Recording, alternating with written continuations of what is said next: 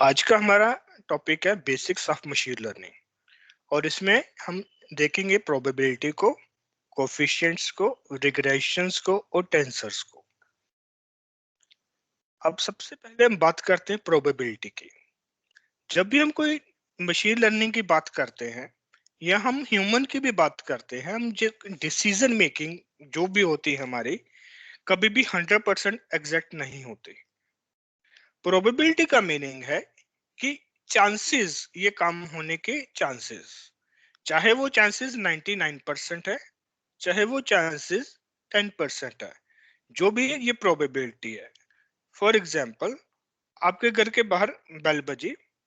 अब बेल बजी है, कितने परसेंट चांसेस है जिसने बेल बजाई है वो आपके घर में एंटर होगा? सो दिस इज अ प्रोबेबिलिटी। हो सकता है कि उसने बेल बजाई हो कोई मैसेज पास करने के लिए, हो सकता है उसने वैसे गलती से बेल बजा दी हो, कोई भी। बट अंदर आने के चांसेस कितने हैं? This is called probability of entry. तो इसी तरीके से हर चीज की एक प्रोबेबिलिटी होती है। जब मैं आज यहाँ पे डिसीजन ले रहा हूँ, अगर आप देखो सारी की सारी कंपनीज में डिसीजन मेकिंग प्रोबेबिलिटी के ऊपर डिपेंड करती है। प्रोबेबिलिटी कैसे डिफाइन की जाती है, मैं प्रैक्टिकल एग्जांपल लेता हूँ, क्योंकि आर्टिफिशियल इंटेलिजेंस के प्रोजेक्ट्स जो इस समय यूज हो रहे हैं, 70% इनका यूज जो है वो बिजनेस कंपनीज को में यूज हो रहा है। तो मैं एक बिजनेस एग्जांपल यहाँ पे आपको समझाता हूँ। आप एक सपोज करो, आपका अपना कोई बिजनेस है, आपका कोई पुराना बिजनेस है। आपने ये प्रोबेबिलिटी सेट करनी है कि मैं पैसा किस जगह पे इन्वेस्ट करूं। प्रोबेबिलिटी मैंने ये देखनी है, मैं पैसा अब किस जगह पे सेट करूं। जनवरी का अब मैं बात करूं, फरवरी का मंथ है, उसके लिए मैं प्रोबेबिलिटी कैसे निकालूंगा? मैं पिछला डाटा उठाऊंगा। हमारे जो पिछला डाटा होता है उसको हम बोलते हैं हिस्टोरिक डाटा। मैं हिस्टोरिक डाटा उठाऊंगा कि मेरी कंपनी में पिछले साल में फरवरी मंथ में कहाँ कहाँ पैसा लगाया और उस पैसे का क्या क्या प्रॉफिट हुआ। तो ये मेरे प्रोबेबिलिटी में यहाँ से सेट कर सकता हूँ कि ठीक है, कि मैक्सिमम बेनिफिट मेरा ईयर इसमें हुआ, और ये जो मैक्सिमम बेनिफिट हमारा हुआ वो प्रोबेबिलिटी के लिए हुआ। तो मैं प्रोबेबिलिटी यहाँ से कैसे सेट करूंगा? ये जो मेरी प्रोबेबिलिटी सेट होगी यहाँ पे, वो इस तरीके से होगी कि जहां मेरा मैक्सिमम प्रॉफिट आया और सबसे कम पैसा लगा के मैक्सिमम प्रॉफिट आया, मैं उस जगह पे इस बार पैसा लगाने की सोचूंगा। सबसे पहली चीज, जब हम प्रोबेबिलिटी की बात कर रहे हैं, प्रोबेबिलिटी कभी भी 100% एग्जैक्ट नहीं होती। प्रोबेबिलिटी, पहले आप ये चीज याद रखें कि प्रोबेबिलिटी कभी भी 100% एग्जैक्ट नहीं होती है। फॉर एग्जाम्पल, आप पिछले साल की बात करो, बहुत अच्छे एनालिसिस थे, सभी कंपनी के अच्छे एनालिसिस थे। सबने उस एनालिसिस के बेस पे फर्दर इन्वेस्टमेंट्स करी, फर्दर नए प्रोजेक्ट पकड़े, फर्दर उन प्रोजेक्ट के लिए पर्संस रिक्रूट करे। पर जिसको हम बोलते हैं कि इसको अनसर्टेनिटी, हर एक डिसीजन मेकिंग में एक अनसर्टेनिटी पॉइंट होता है। यहाँ पे एक बहुत बड़ा अनसर्टेनिटी पॉइंट आ गया, कोरोना वायरस।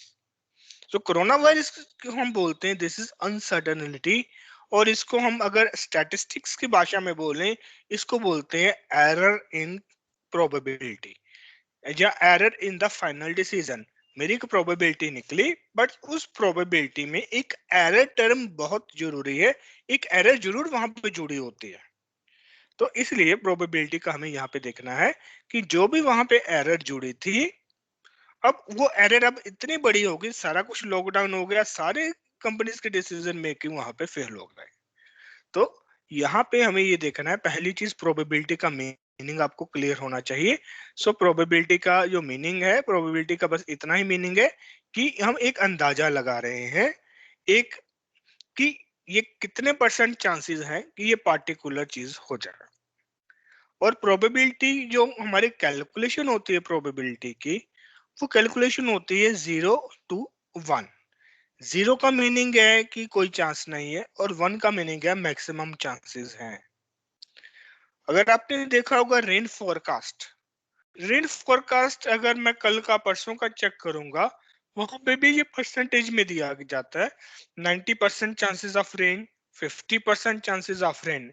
ऐसा नहीं लिखा जाता रेन होनी है, इट इज इन प्रोबेबिलिटी कि जो इस समय इन्वायरमेंट बन रहा है, कल के दिन में अगर इसी तरह सभी चीजें चलते रही, इसी तरह हवा का दबाव जैसे लग रहा है कैलकुलेशन में जो बनेगा, वैसे का वैसा ही सब कुछ चलता रहा, तो 90% ऑफ चांसेस है कल रेन होगी। This is probability. 90% को मैं अपने फॉर्मूला में लिखूंगा 0.09, नहीं 0.9, सच 90% का meaning 0.9, 90 divide by 100, so 90 divide by 100 मेरा बनता है 0.9। सो 90% को 0.9 गिना जाएगा, 100 इज 1 और 9% इज 0.09।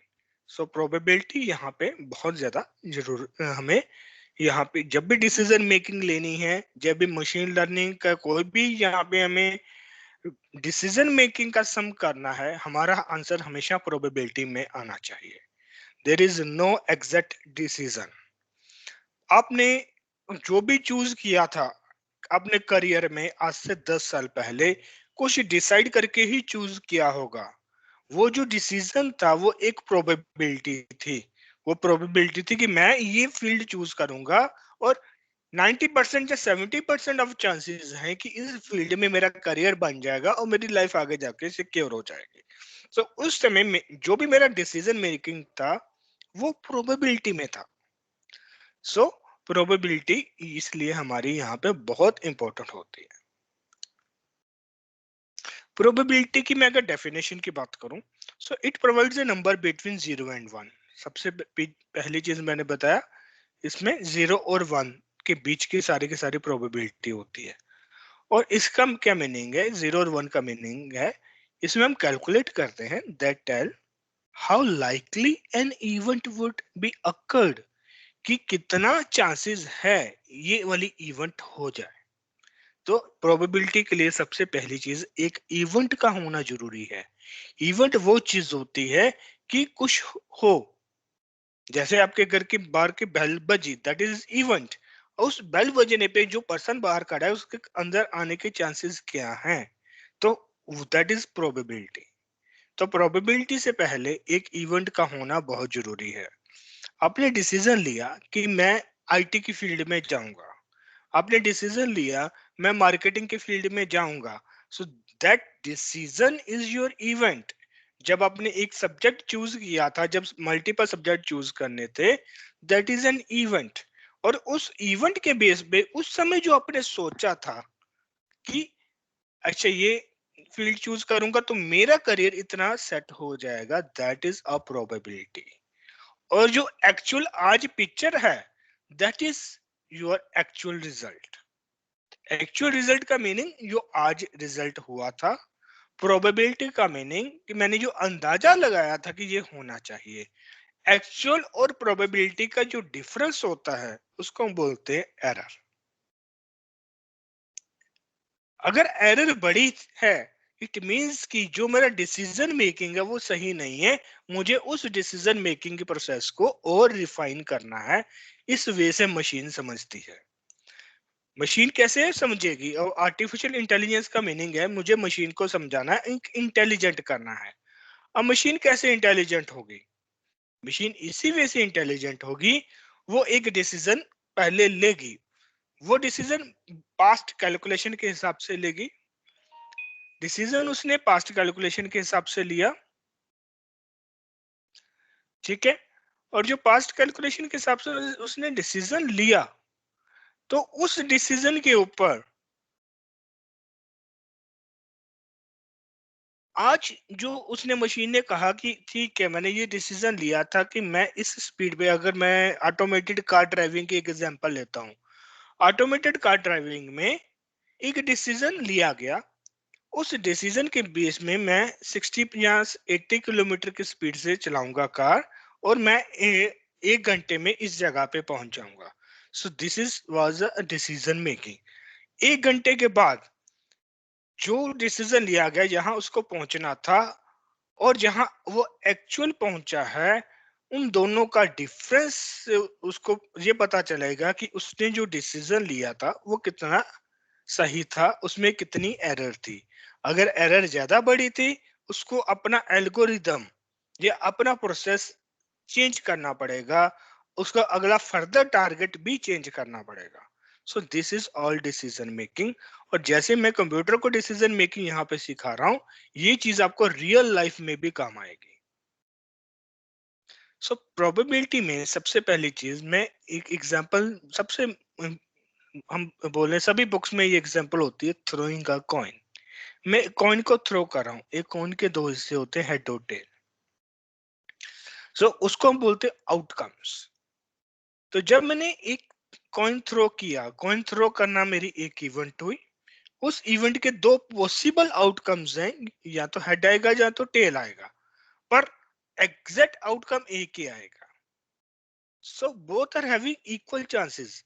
मैं बात करूं हेड आने के कितने चांसेस है और टेल आने के कितने चांसेस है, जब मैं कॉइन ऊपर थ्रो कर रहा हूं, हेड के भी सेम उतने ही चांसेस है, टेल आने के भी उतने ही चांसेस हैं, तो हम उसको बोलते हैं both are having equal chances. अगर दोनों के इक्वल चांसेस हैं तो उनकी प्रोबेबिलिटी मैं कैसे फाइंड करूंगा? तो उनकी प्रोबेबिलिटी सिंपल सी बात है, नंबर ऑफ सिंगल आउटकम और नंबर ऑफ टोटल आउटकम या टोटल पॉसिबल आउटकम।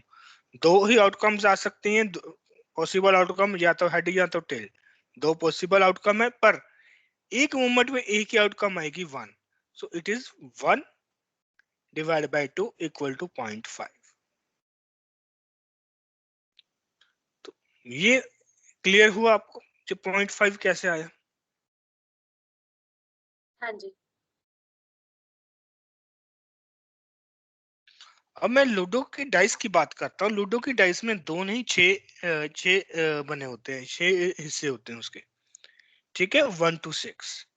अब सिंग सिंगल मूवमेंट पे सिर्फ एक ही फेस ऊपर आएगा, तो उसकी मैंने प्रोबेबिलिटी निकालनी है 1 2 3 4 5 से किसी एक की जैसे मैं प्रोबेबिलिटी निकालूंगा तो वो मेरी 1/6 हो जाएगी, क्योंकि टोटल मेरे पास ऑप्शन है 6 और 6 में से एक ही मेरी पॉसिबल हो सकती है। So the probability is 1/6। दूसरी मेजर टर्म प्रोबेबिलिटी में यूज होती है सैंपल स्पेस। सैंपल स्पेस क्या है? सैंपल स्पेस की बात है तो इन probability theory, sample space also called sample description space और possibility space। so इसके दो और भी नाम है, sample description space या possibility space of an experiment or random trial is the set of all possible outcomes or results of that experiment। कि एक एक्सपेरिमेंट में कितने पॉसिबल आउटकम्स आ सकते हैं, उन सबका उन सबको हम सैंपल स्पेस कहते हैं। फॉर एग्जांपल, एक कॉइन को थ्रो किया गया था तो उसके पॉसिबल आउटकम्स कितने थे? ज्यादा से ज्यादा दो ही थे, एक हेड या टेल। तो सैंपल स्पेस क्या हुई मेरी? हेड और टेल। उसी तरीके से अगर मेरे पास दो कॉइन्स हैं, तो दो कॉइन्स हैं तो मेरे पास सैंपल स्पेस क्या हुई? तो सेकंड पॉइंट देखिए, दो कॉइन है जहां तो मेरे पास पहला कॉइन का हेड आएगा, दूसरे कॉइन का टेल आएगा। This is one option. Second option, दोनों के हेड आ सकते हैं। थर्ड ऑप्शन, पहले का टेल आ जाएगा, दूसरे का हेड आ जाएगा। या लास्ट ऑप्शन है, दोनों के टेल आएंगे। तो मेरे पास टोटल कितनी मैक्सिमम ऑप्शंस हैं दो कॉइन में हेड और टेल आने की? 4। तो मेरी सैंपल स्पेस हो गई 4। तो सैंपल स्पेस को हम लिखते कैसे हैं? देखो थर्ड पॉइंट में वन कॉइन, एक कॉइन की सैंपल स्पेस क्या होगी, इसको मैं इस ब्रैकेट में डिफाइन करता हूं। और h h mean head, comma t mean tails. तो इसकी एक कॉइन की सैंपल स्पेस है HOT।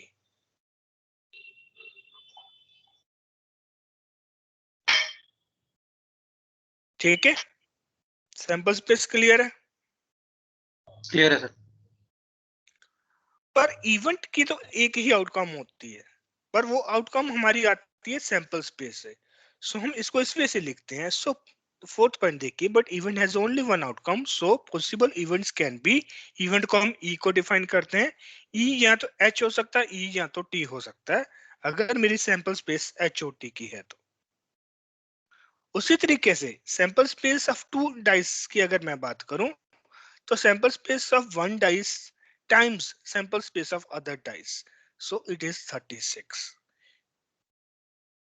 क्योंकि मुझे दो डाइस की सैंपल स्पेस ढूंढनी है, तो टोटल कितनी सैंपल स्पेस मेरी आ जाएंगी 36। और इसको कैसे कैलकुलेट किया, मल्टीप्लाई से। पहली डाइस की सैंपल स्पेस थी 6, दूसरी डाइस की भी सैंपल स्पेस थी 6, तो टोटल मेरे पास 36 ऑप्शंस है यहाँ पे। अब मुझे प्रोबेबिलिटी फाइंड करनी है एक इवेंट की। सो पी ऑफ इवेंट का मीनिंग है प्रोबेबिलिटी ऑफ एन इवेंट, और इसका ये फॉर्मूला आपको याद कर लेना है। फॉर्मूला है number of outcomes in event. एक इवेंट में कितनी आउटकम्स आएंगी divide by number of outcomes in sample space, और सैंपल स्पेस में कितनी आउटकम्स लिखी गई हैं। अगर एक डाइस में एक ही इवेंट आएगी तो नंबर ऑफ आउटकम्स एक है, और सैंपल स्पेस 6 है, तो उसकी प्रोबेबिलिटी 1/6 हो गई। पर वही मैं दो dice at single moment throw कर रहा हूं, और दोनों डाइस इंडिपेंडेंट है। यहाँ पे बहुत इंपॉर्टेंट चीज होती है, अगर मल्टीपल इवेंट्स हैं, जब मल्टीपल चीजें हैं मेरे पास, वो दोनों इंडिपेंडेंट हैं कि डिपेंडेंट हैं। सो पहली डाइस का रिजल्ट और दूसरी डाइस का रिजल्ट में आपस में कोई रिलेशन नहीं है। वो अपना 1 to 6 में कोई देगा और दूसरा अपना 1 to 6 में कोई देगा, तो दोनों का ये हम बोलेंगे ये दोनों इंडिपेंडेंटली चलेंगी। सो दोनों की आउटकम तो मुझे जो भी आएगा कैलकुलेट होकर कुछ रिजल्ट आएगा, एक का 1 आ सकता है, एक का 3 आ सकता है, ठीक है। तो टोटल रिजल्ट मेरा 4 हो जाएगा, तो आउटकम तो मेरी एक ही आएगी, बट सैंपल स्पेस मेरी 36 है। So the probability is 1/36 here।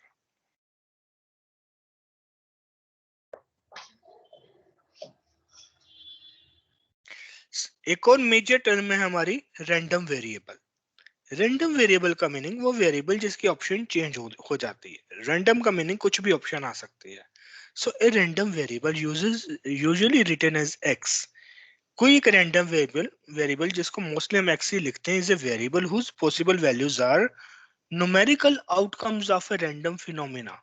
कोई एक रैंडम फिनोमेना है, उसकी क्या है पॉसिबल वैल्यूज। हम इसकी एग्जांपल नीचे समझते हैं डायग्राम से। तो सबसे पहली चीज, ये रैंडम वेरिएबल मेरे दो हैं। दो तरह से होते हैं, एक होता है डिस्क्रीट, एक होता है कॉन्टिन्यूअस।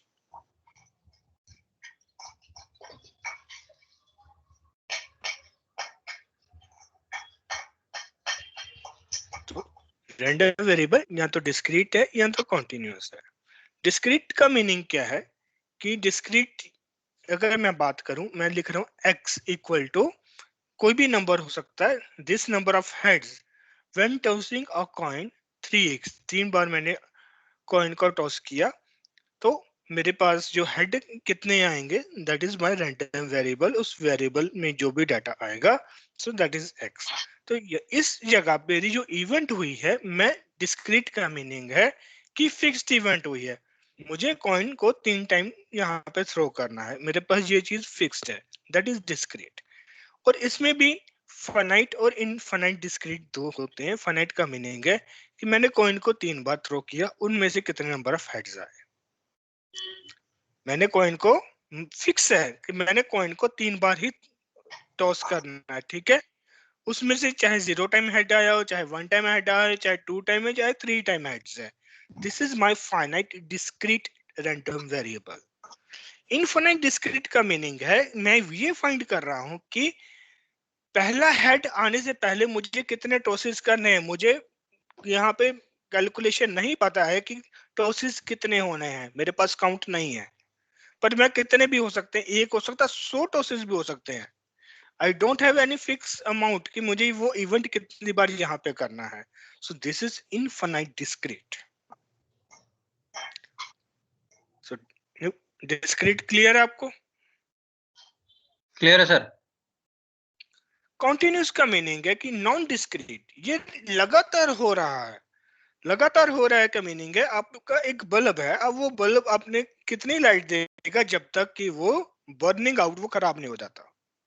तो लाइट, वो बल्ब आपको रेगुलर लाइट देता जा रहा है, रेगुलर। दिस इज हम बोलते हैं कॉन्टिन्यूअस। तो कितने घंटे ये बल्ब आपको लाइट दे सकता है जब तक वो बर्न आउट नहीं होता। सो दिस इज कॉन्टिन्यूअस। डिस्क्रीट का मीनिंग है कि मैंने एक इवेंट करी, एक इवेंट का एक उससे समय रिजल्ट आ गया, दूसरी इवेंट करी उसका रिजल्ट उसी समय आ गया। सो ये दो तरह से मेरे रैंडम वेरिएबल्स यहाँ पे होते हैं। तो हम जो कर रहे हैं that is event. So event को हम समझते हैं क्या है। Event is outcome, outcome of an, outcome ये थोड़ा सा गलत लिख दिया मैंने। सो इवेंट मेरी एक आउटकम होती है जो मैं एक रैंडम एक्सपेरिमेंट करता हूँ। मैंने कोई भी एक्सपेरिमेंट किया, मेरा एक्सपेरिमेंट हो सकता है कॉइन को थ्रो करना हो, डाइस को थ्रो करना, कुछ भी है। सो जो भी किया जा रहा है दैट इज इवेंट। और रैंडम एक्सपेरिमेंट क्या है? Random experiment is an experiment और a process for which outcome can not be predicted with certainty. ये मैंने आपको पहले भी बताया, जब हम डिसीजन मेकिंग करते हैं हमारा कुछ भी सर्टेन नहीं होता है, हर चीज एक प्रोबेबिलिटी में होती है। तो कोई ऐसी चीज जो मैं ये नहीं डिफाइन कर सकता कि ये 100% ही होगी, वो एक रैंडम एक्सपेरिमेंट है। So sample space denoted by S, sample space को हम एस से डिनोट करते हैं। और रैंडम एक्सपेरिमेंट में सारी के सारी यहाँ पे सैंपल स्पेस में आउटकम्स आ जाती हैं। सो वही एग्जांपल लेते हैं, आपके घर के बाहर के डोरबेल बजी। So doorbell is a random experiment, क्योंकि अब श्योर नहीं हो, 100% श्योर नहीं हो कि बेल बजी और वो पर्सन ने घर के अंदर ही एंटर होना है। वो कोई मैसेज देने भी आ सकता है, वो कोई सेल्समैन भी हो सकता है, कुछ भी हो सकता है। So ringing a doorbell is a random experiment, हम यहाँ पे कह सकते हैं। सिंपल इवेंट, अब हम बात करते हैं सिंपल इवेंट की। There is only one output of a single experiment. एक एक्सपेरिमेंट किया और उसकी एक आउटपुट आ गई। जैसे throwing a dice will result in a single outcome, so it is a simple event। जो भी तक हमने एग्जांपल्स दी हैं वो सारी के सारी सिंपल इवेंट्स हैं। कॉम्प्लेक्स इवेंट में मोर देन वन आउटकम्स होते हैं, इसलिए उसको हम कॉम्प्लेक्स कहते हैं। तो इसको आपने सिंपल याद कर लेना, एक ऐसी इवेंट हुई जिसके कि एक से ज्यादा रिजल्ट्स आ सकते हैं, दैट इज कॉम्प्लेक्स। जैसे कि आपने एग्जाम दिया, एंट्रेंस एग्जाम दिया इंजीनियरिंग का, अब उसके एक से ज्यादा रिजल्ट आ सकते हैं उसका, तो that is your complex event. कौन से इंजीनियरिंग कॉलेज में एडमिशन मिलेगा वो आपके रैंक के ऊपर डिफाइन करेगा, that is complex event. Certain event, event sure है कि ये इवेंट होगी ही होगी एक्सपेरिमेंट में, तो उसकी हमेशा प्रोबेबिलिटी 1 रहेगी। प्रोबेबिलिटी 1 का मीनिंग हम सर्टेन है कि ये चीज होगी ही होगी। जैसे रात हो गई तो हम सर्टेन है कि मॉर्निंग होगी होगी। So probability of next day morning हमेशा हम मान के चलते हैं 1 है।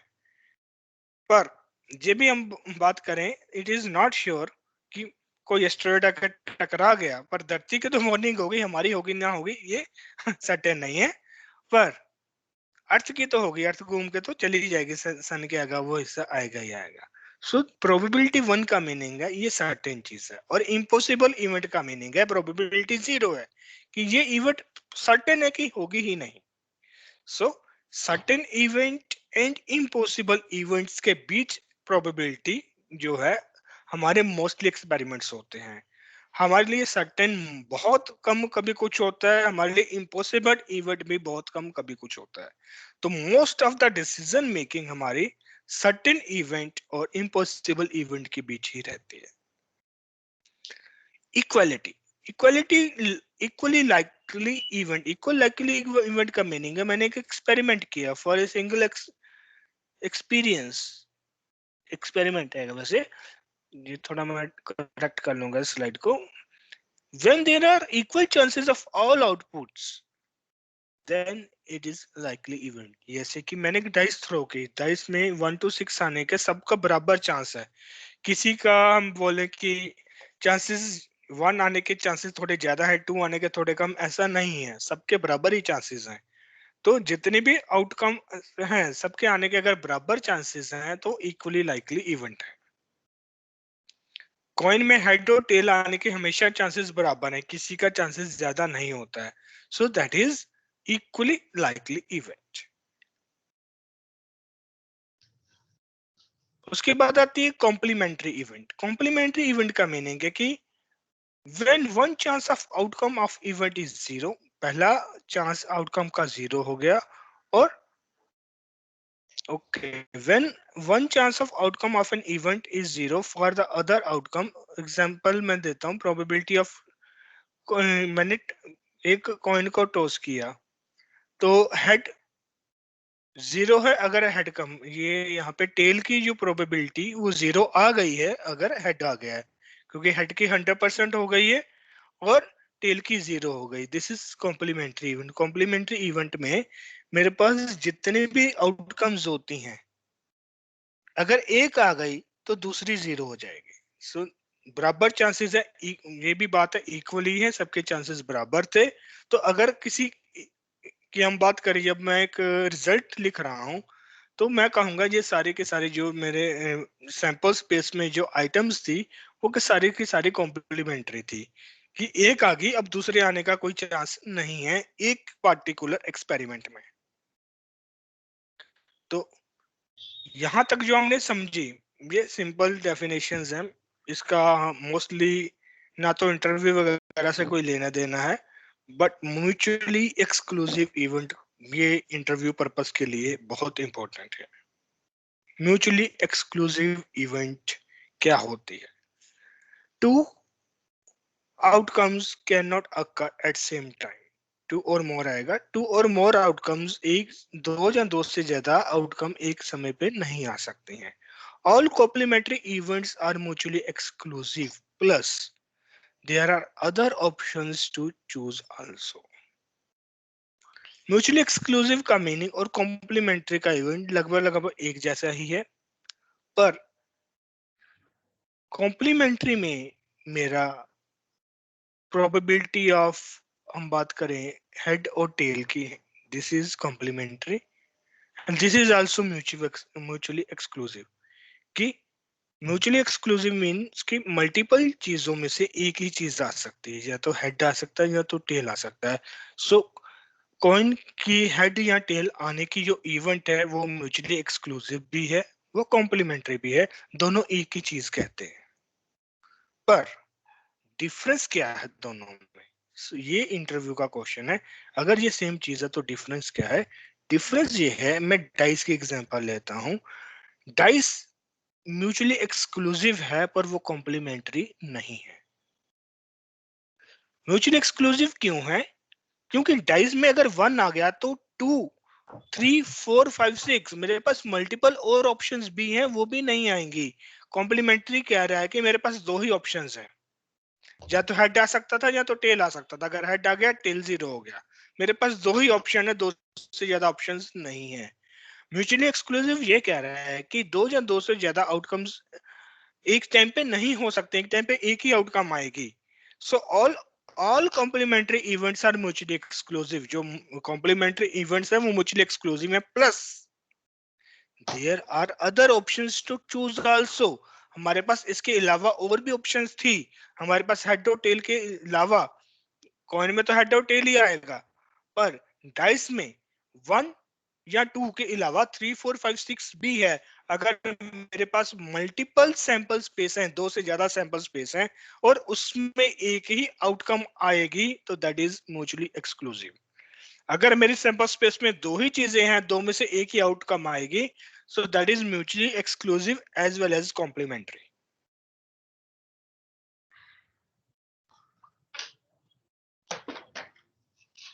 ये क्लियर है? क्लियर है सर। बाकी यस सर। हाँ क्लियर है। हाँ जी।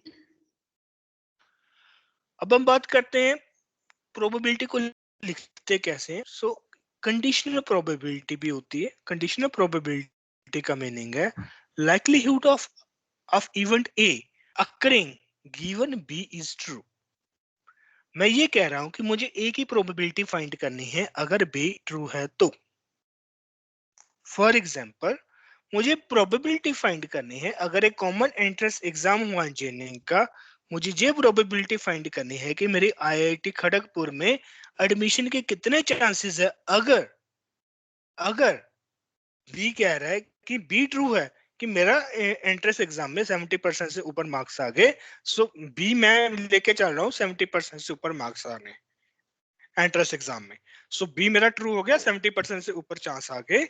अब 70% चांस आने के बाद probability of taking admission in IIT Kharagpur कितनी प्रोबेबिलिटी बनती है? This is conditional probability. Same चीज अगर मैं बी पहले लिख दूं ए बाद में लिख दूं, बाद वाली चीज का मीनिंग है ये गिवन है, ये सही है, गिवन है, ये ट्रू है। अगर बाद वाली चीज ट्रू है तो पहली की क्या प्रोबेबिलिटी बनती है? This is conditional probability.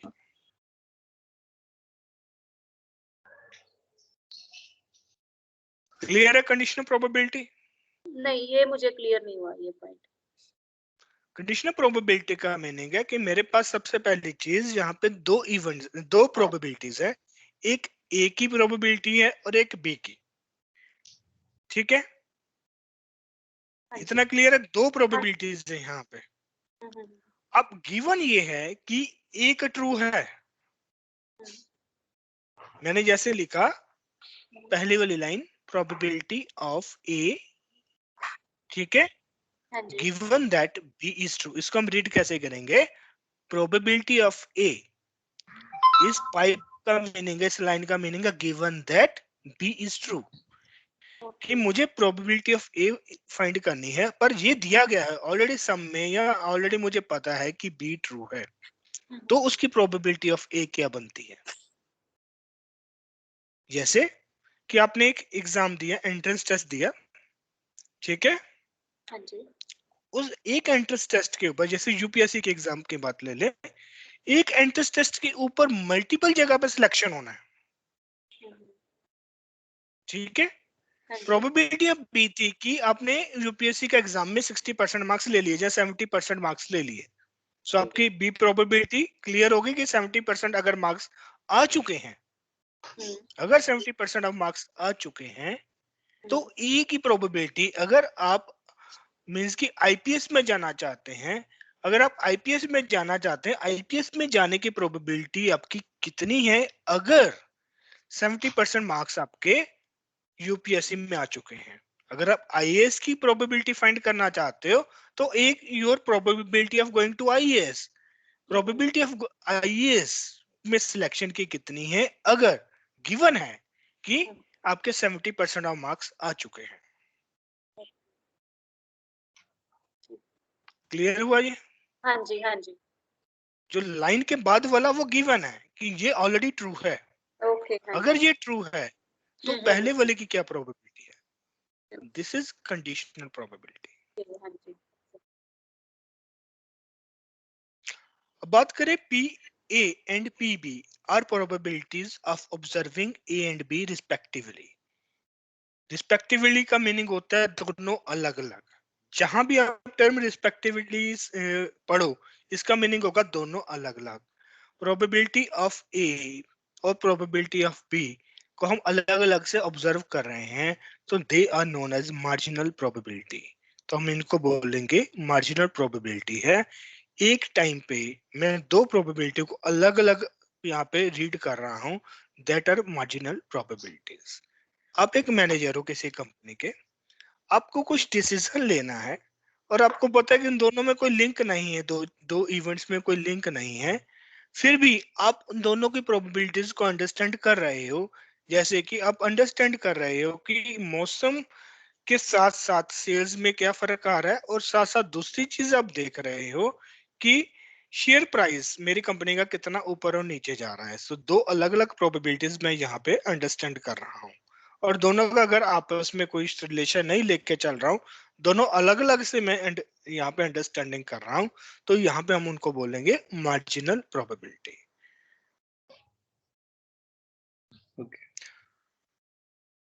अब अब बात करें डिस्ट्रीब्यूशन की। प्रोबेबिलिटी में डिस्ट्रीब्यूशन बहुत इंपॉर्टेंट है। सो डिस्ट्रीब्यूशंस का यहाँ पे मतलब है कि मैं अज्यूम करता हूं कि y किसी भी इवेंट का आउटकम है। So it is not even, it is event. So क्योंकि ये सारा मैंने खुद टाइप किया है तो बीच में कुछ रह गई मिस्टेक्स। सो मैं अज्यूम करता हूं कि कोई इवेंट है, उस इवेंट की आउटकम मेरी y है, अज्यूम कर लिया। So capital Y, small y को मैं लेके चलता हूं one of the possible outcome, one of the possible outcome जो है वो मेरा स्मॉल y है। तो मैं इस तरीके से लिख सकता हूँ, लाइकलीहुड का ये फॉर्मूला है। लाइकलीहुड का मीनिंग है ये होने का कितना परसेंट चांस है, ये लगभग लगभग हो जाएगी। लाइकलीहुड का मीनिंग है ये लगभग लगभग हो जाएगी। सो लाइकलीहुड को किसी वे से डिफाइन किया गया, probability of capital Y equal to small y और probability of small y। Capital Y क्या है? आउटकम ऑफ इवेंट, इवेंट की क्या आउटकम आई, और अगर आउटकम एक से ज्यादा है तो उसको मैं स्मॉल y से डिफाइन करूंगा कि one of the possible outcome, जितने भी आउटकम आनी चाहिए थे उनमें से पॉसिबल आउटकम है स्मॉल y। ठीक है, सपोज नीचे एग्जांपल लेते हैं। Suppose for a coin HT, मेरे पास सैंपल स्पेस में दो चीजें हैं, एक हेड है और एक टेल है। मैं प्रोबेबिलिटी ऑफ हेड फाइंड कर रहा हूं, तो प्रोबेबिलिटी ऑफ हेड मेरी 0.5 आ जाएगी, प्रोबेबिलिटी ऑफ टेल भी मेरी 0.5 आ जाएगी, क्योंकि दोनों के बराबर बराबर यहाँ पे आने के चांस है। So we can write probability function. यहाँ पे मैं प्रोबेबिलिटी फंक्शन कैसे लिखूंगा? P of y is my probability function. इसको हम क्या कहेंगे? P of y is my probability function where y can be h और t। y या तो h हो सकता है या तो t हो सकता है। तो py is probability function. So we evaluate result of multiple random experiments. मैंने क्या किया? मल्टीपल एक्सपेरिमेंट्स किए, मल्टीपल टाइम कॉइन थ्रो किया, and their outcome for form और डिस्ट्रीब्यूशन। तो मैंने क्या किया, उनके जो भी आउटकम्स आते गए उससे मैं एक डिस्ट्रीब्यूशन बनाऊंगा। सो डिस्ट्रीब्यूशन में मेनली क्या होता है कि उसके कैरेक्टरिस्टिक्स होते हैं। कैरेक्टरिस्टिक्स ऑफ डिस्ट्रीब्यूशन या मीन होता है या वेरिएंस होता है, ये भी लग गया यहाँ ना आएगा, या मीन होता है या तो वेरिएंस होता है। मीन क्या होता है? Average value of the distribution. और वेरिएंस होता है कि मुझे ये बताएगा कि कितना डाटा स्प्रेड हुआ है। So two types of data, population और सैंपल। सो डिस्ट्रीब्यूशन ऐसा आपको मैं समझाता रहूं समझ नहीं आएगा, मैं इसको दिखा दूं तो आपको फटाफट समझ आ जाएगा। तो मैं इसको दिखाता हूं गूगल क्रोम पे। मैं क्या, यहाँ पे मैं इमेजेस ओपन करता हूं, तो ये बहुत आसान तरीका है। मैं लिखता हूं probability distribution, this is my distribution. आपका एक ग्राफ बन जाता है। डिस्ट्रीब्यूशन का मीनिंग कि मैं सपोज करो इसको समझ रहा हूं, मैंने मल्टीपल एक्सपेरिमेंट करता गया, मैं प्रोबेबिलिटी ऑफ हेड को फाइंड कर रहा हूँ, कितनी मेरी आती है हेड की प्रोबेबिलिटी। स्टार्टिंग में नहीं आई, धीरे धीरे हेड आने की प्रोबेबिलिटी चांसेस बढ़ते गए बढ़ते गए बढ़ते गए। मैंने उन चीजों को जो रिजल्ट आया उसको मैं यहाँ पे ग्राफिकल फॉर्म में प्रेजेंट कर रहा हूँ, पॉइंट्स पॉइंट्स लेके ग्राफिकल फॉर्म में कर रहा हूँ। एक पॉइंट ऐसा आया कि उसके बाद हेड आने के चांसेस मेरे कम होते गए कम होते गए कम होते गए। मैं ग्राफ के ऊपर इस तरीके से माइंड लगा के इसको डिफाइन कर दिया। सो this is my probability distribution diagram. ये मेरी एक डायग्राम बन गई। ये जो पॉइंट्स आए थे उसको मैं इस तरीके से ज्वाइन करके एक प्रॉपर वे से ग्राफ दे सकता हूँ। मीन क्या है? मीन ये बिल्कुल सेंटर पॉइंट जो मेरा आया, this is my mean. Mean का मीनिंग क्या है? जो मेरा सेंटर पॉइंट हुआ। वेरीज का मीनिंग ये है कि मैं कितना वेरी कर रहा है एक आउटकम और दूसरी आउटकम में, ये कितना वेरी किया, कितना बड़ा या कितना कम हुआ। एक आउटकम के बाद दूसरी आउटकम आने में किस रेट पे बढ़ा या किस रेट पे कम हुआ। और यहाँ पे आपको देखा होगा हर पॉइंट पे इसका रेट अलग होता है। इस पॉइंट पे इसका एंगल अलग है, इस पॉइंट पे तो बहुत ज्यादा फास्ट बढ़ रहा है, इस पॉइंट पे आगे रेट कम हो गया और इसमें आगे काफी फास्ट कम हो रहा है, अब यहाँ पे आके स्लोली कम होना शुरू हो गया। सो दिस इज वेरिएंस। वेरिएंस का मीनिंग है किस रेट से वैल्यू बढ़ रही है या कम हो रही है एक गिवन पॉइंट पे। अब ये सारी डेफिनेशन क्लियर हुई। डायग्राम एक ठीक, okay sir, okay, probability distribution की डायग्राम बनती है। क्लियर है सर। हाँ जी।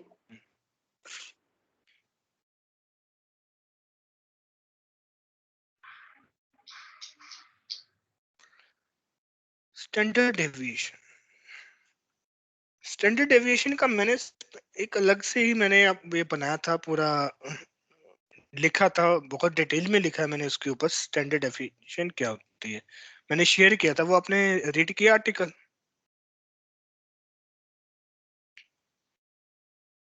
इसी वीक मैंने शेयर किया था। पूरा नहीं किया मैंने, बीच में छूट गया था, थोड़ा किया था, स्टार्ट किया पूरा। अब उसको रीड करना, वो बहुत डिटेल में दिया, पर मैं समझा देता हूँ स्टैंडर्ड डेविएशन क्या होती है। Deviation of data around the mean.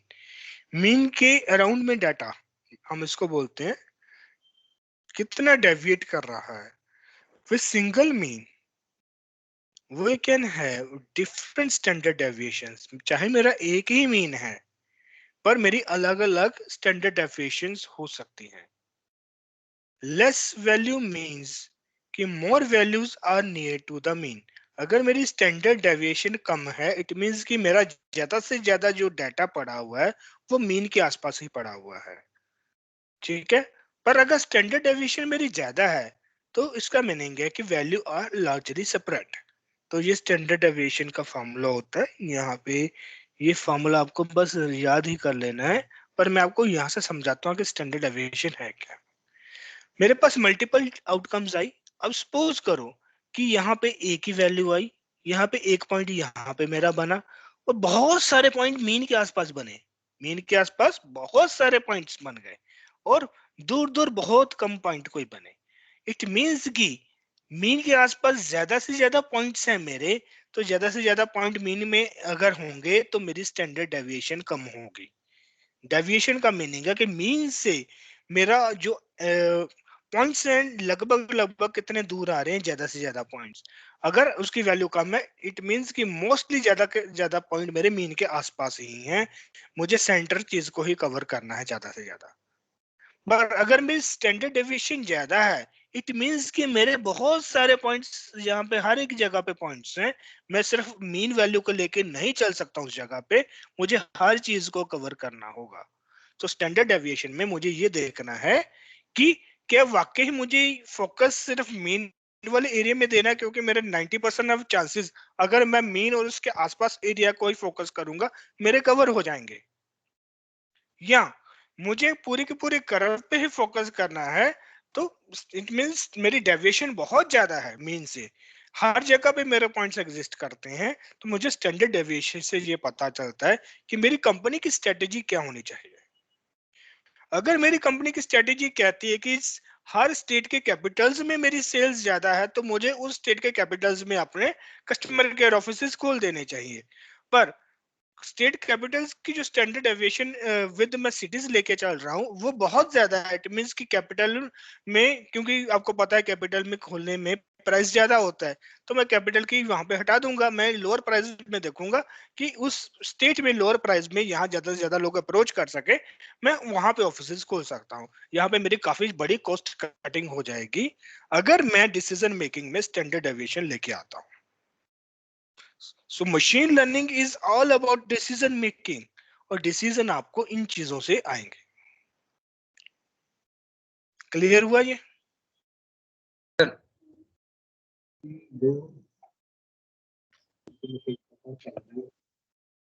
तो स्टैंडर्ड डेविएशन को हम कैसे लिखते हैं? तो स्टैंडर्ड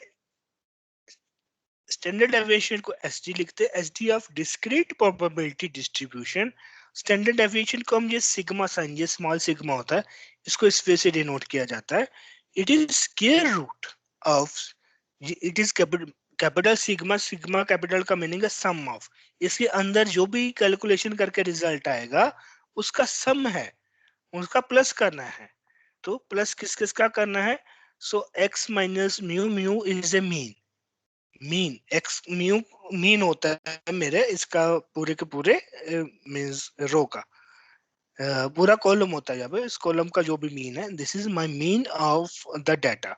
मेरे डाटा का मीन में से मुझे एक्स माइनस करके उसका स्क्वायर लेना है और इनटू पी ऑफ एक्स, जो एक्स की प्रोबेबिलिटी है उसको मैं मल्टीप्लाई कर दूंगा। सो ये फॉर्मूला बस आपको याद करना है। फॉर्मूला क्या है? फॉर्मूला है, सबसे पहली चीज मुझे क्या करनी है, मुझे एक्स फाइंड करना है।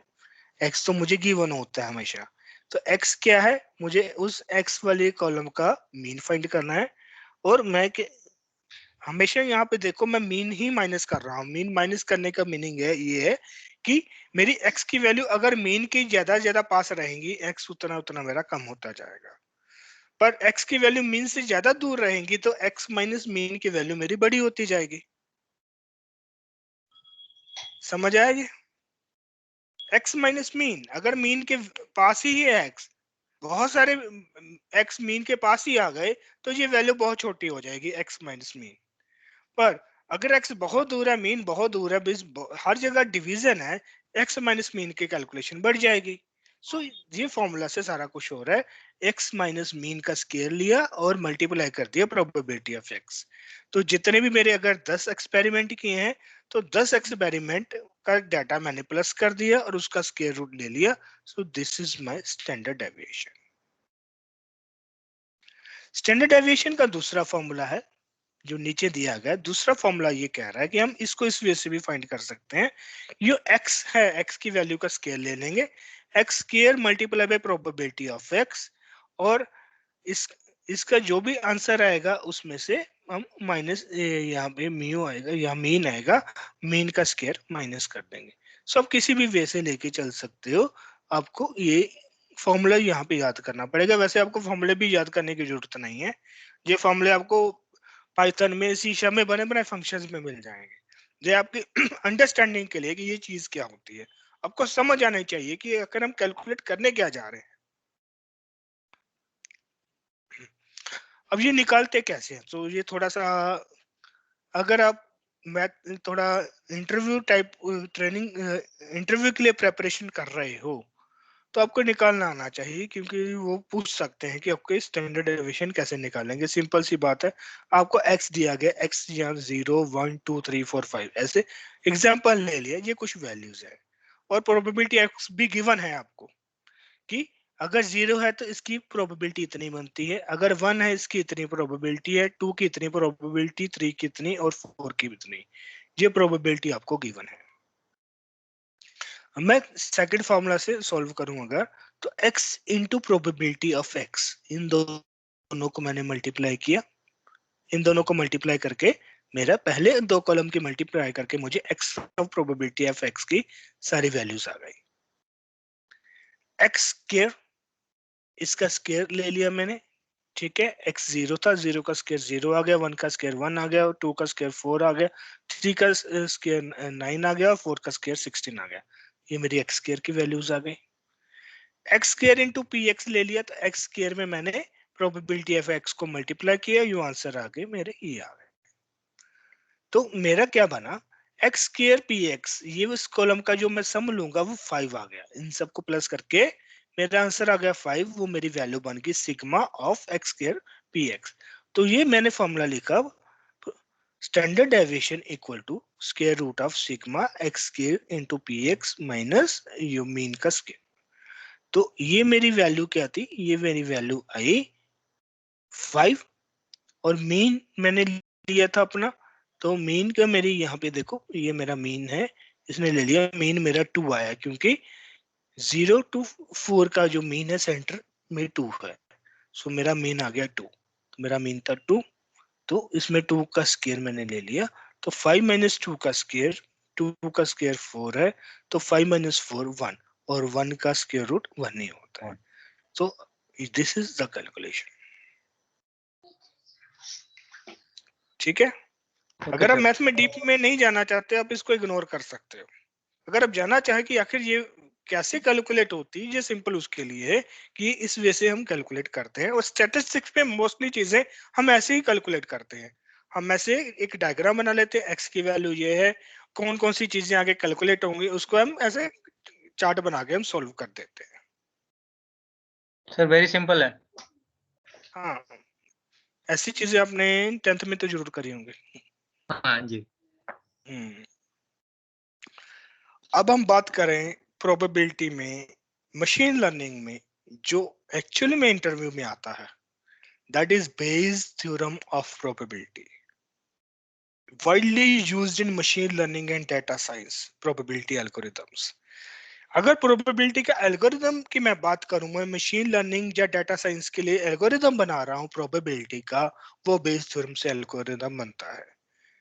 क्योंकि मैं मोस्टली प्रोबेबिलिटी ये इस तरीके से मेरी फाइंड होती है कि ये अच्छा ये चीज तो हो गई, इस चीज होने के बाद इस चीज की कितनी प्रोबेबिलिटी है, तो उसको हम डिफाइन करते हैं यहाँ पे प्रोबेबिलिटी ऑफ बी ऑफ ए और बी, कि अगर बी हो चुका है, बी है, प्रोबेबिलिटी ऑफ ए मुझे फाइंड करनी है, तो वो कैसे फाइंड करनी है, उसका ये थ्योरम आपको एज इट इज बस याद कर लेनी है।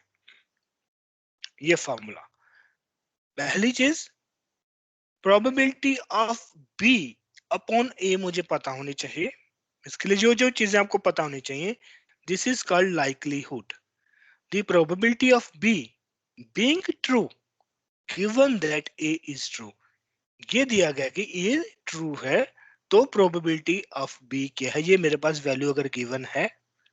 उसके बाद इंडिपेंडेंटली प्रोबेबिलिटी ऑफ ए और इंडिपेंडेंटली प्रोबेबिलिटी ऑफ बी की वैल्यूज अगर मेरे पास हैं, तो मैं इस फॉर्मूला में अप्लाई कर दूंगा, तो ये जो मुझे आंसर आता है बेस थ्योरम का, उस आंसर को हम बोलते हैं पोस्टीरियर। पोस्टीरियर का मीनिंग है probability of A being true given that B is true, B true है, मुझे प्रोबेबिलिटी ऑफ ए फाइंड करनी है कि ए सही है कि नहीं है। इसमें कुछ टर्म्स हमें ये याद रखनी है। Probability of B upon A is referred to as the likelihood, कि ये लाइकली ये चीज होनी ही होनी है, इसको हम बोलते हैं likelihood. And probability of B जो नीचे हमें दी गई है प्रोबेबिलिटी ऑफ ई, इसकी जो टर्म है ये एविडेंस है। एविडेंस का मीनिंग है कि ये गिवन है कि ये चीज ऐसी है। So Bayes theorem provides a principled way for calculating a conditional probability। सबसे पहले आपको क्वेश्चन में यही पूछा जाएगा कि बेस थ्योरम आखिर करती क्या है। बेस थ्योरम आपको एक प्रिंसिपल वे है, प्रिंसिपल वे का मीनिंग है कि मोस्ट एडॉप्टेड वे है। मोस्ट एडॉप्टेड वे किसका है? It is calculating a conditional probability. ये कंडीशनल प्रोबेबिलिटी को यहाँ पे कैलकुलेट करने का एक वे है और उसका ये फॉर्मूला है। और आपको स्टैटिस्टिकल लाइब्रेरी पाइथन में मिल जाती है, स्टैटिस्टिकल लाइब्रेरी आपको सी शार्प में भी मिल जाती है। स्टैटिस्टिकल लाइब्रेरी में बेस थ्योरम का सीधा सीधा बेस प्रोबेबिलिटी का फंक्शन है, आप कॉल कर लोगे, आपको फॉर्मूला याद करने की जरूरत नहीं है। इंटरव्यू पर्सपेक्टिव में वो आपसे फॉर्मूला लिखवा के पूछेंगे, इस फॉर्मूला लिखो और इसको समझाओ, तो आपको इंटरव्यू पॉइंट ऑफ व्यू से ये फॉर्मूला की नॉलेज होनी चाहिए और बेस थ्योरम क्या करती है उसकी नॉलेज होनी चाहिए।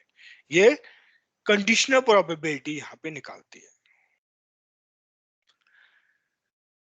बेस थ्योरम में अगर 3 इवेंट हैं तो क्या होगा? मेरे पास इवेंट अब 3 है, ए बी और सी। ए बी सी 3 इवेंट है, तो मैं ऐसे डिफाइन करूंगा कि अगर बी सी ट्रू है और मुझे ए को फाइंड करना है कि ए की क्या प्रोबेबिलिटी बनती है, so it is probability of B अगर ए सी ट्रू है, probability of A for C and probability of B for C, ये इसका फॉर्मूला ये बनता है। और ये इतना बड़ा फॉर्मूला मोस्टली नहीं पूछा जाता है, ये सिंपल मैं आपके रेफरेंस के लिए मैंने लिखा है यहाँ पे। तो सबसे पहली चीज कंडीशनल प्रोबेबिलिटी क्या है? प्रोबेबिलिटी ऑफ वन और मोर इवेंट, एक या एक से ज्यादा इवेंट की ये प्रोबेबिलिटी है। ठीक है, एक या एक से ज्यादा इवेंट की प्रोबेबिलिटी अगर एक कंडीशन मुझे पता है ट्रू है। ठीक है, तो इसको हम बोलते हैं कंडीशनल प्रोबेबिलिटी, तो ये हम ऑलरेडी यहाँ पे डिफाइन कर सकते हैं। तो एक और चीज यहाँ पे टर्म यूज होती है joint probability. Probability of two और मोर साइमल्टेनियस इवेंट्स तो दो साइमल्टेनियस इवेंट्स के अगर मैं फाइंड करूंगा, मैं लिखूंगा प्रोबेबिलिटी ए एंड बी या कोमा। कोमा का मीनिंग ये है कि ये गिवन नहीं है बी ट्रू है कि नहीं है, ये दोनों साइमल्टेनियसली इकट्ठी हो रही हैं, मुझे इनकी इकट्ठी प्रोबेबिलिटी फाइंड करनी है, तो that is joint probability.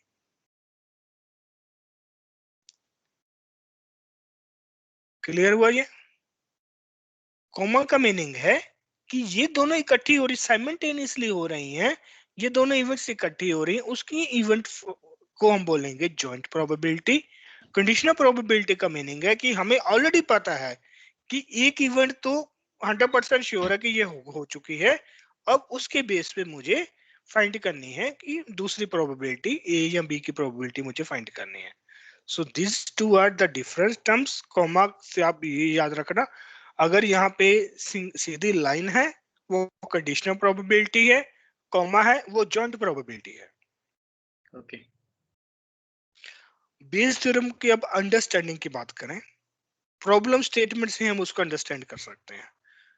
What is probability that there is fire given that there is fire given that there is smoke. आपको प्रोबेबिलिटी फाइंड करनी है कि फायर की क्या प्रोबेबिलिटी है, पर आपको दिया गया कि आपको स्मोक दिख रही है, स्मोक निकल रही है किसी बिल्डिंग से, उस बिल्डिंग में फायर लगी है या नहीं लगी है। अब आप एक आईओटी का सॉफ्टवेयर बना रहे हैं, आईओटी का मीनिंग है इंटरनेट ऑफ थिंग्स। आप एक सेंसर बना रहे हैं, सिंपल सी बात है, वो सेंसर भी बजाए या नहीं बजाए, फायर फायर भी बजे या नहीं बजे, ठीक है, फायर की प्रोबेबिलिटी कितनी निकलेगी अगर स्मोक निकल रहा है। तो कैसे है, सबसे पहले इसको हम एनालाइज कैसे करेंगे। पहली चीज हमें गिवन क्या है, गिवन है यहाँ पे एक स्मोक है, स्मोक निकल रही है, तो वो एविडेंस है, मुझे दिख रही है स्मोक निकल रही है, दैट इज एविडेंस।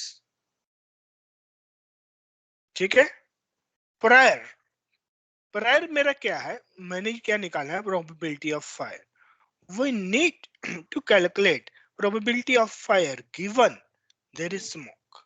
मुझे क्या निकालना है, मुझे निकालना है प्रोबेबिलिटी ऑफ फायर, फायर की क्या प्रोबेबिलिटी अगर यहाँ पे स्मोक है। मुझे इंडिपेंडेंटली पहले प्रोबेबिलिटी ऑफ फायर पता होनी चाहिए कि इस बिल्डिंग में वायरिंग सर्किट ये है, ये ऐसा है, ये ऐसा, मीन प्रोबेबिलिटी ऑफ फायर क्या हो सकती है इस बिल्डिंग में, वो मुझे इंडिपेंडेंटली यहाँ पे पता होनी चाहिए। प्रोबेबिलिटी ऑफ फायर यहाँ पे क्या है, ठीक है, सो उसको हम बोल देंगे प्रायर। मुझे प्रायर नॉलेज होनी चाहिए probability of fire independent of the smoke. तो इस स्टेटमेंट में क्या क्या चीजें हैं, पी ऑफ फायर मेरा प्रायर है, P of smoke upon fire, कि इट मींस फायर तो निकल रही है, ठीक है, अगर फायर निकलेगी तो स्मोक होगा ही होगा, तो हम इसको क्या बोलेंगे कि अगर फायर निकलेगी ही अगर फायर है, this is true. Second statement true है कि फायर तो निकले ही निकलेगी, अगर स्मोक है, ठीक है, तो प्रोबेबिलिटी ऑफ स्मोक को हम बोलेंगे लाइकलीहुड, कि ये तो होगा ही होगा। तो लाइकलीहुड क्लियर है कि दूसरी स्टेटमेंट, ठीक है, फायर और स्मोक क्योंकि फायर होगी तो स्मोक निकलेगा ही निकलेगा, this is likelihood. And P of smoke, probability of smoke is the evidence, क्योंकि ये तो गिवन है कि स्मोक निकल रहा है, तो ये मेरा एविडेंस है।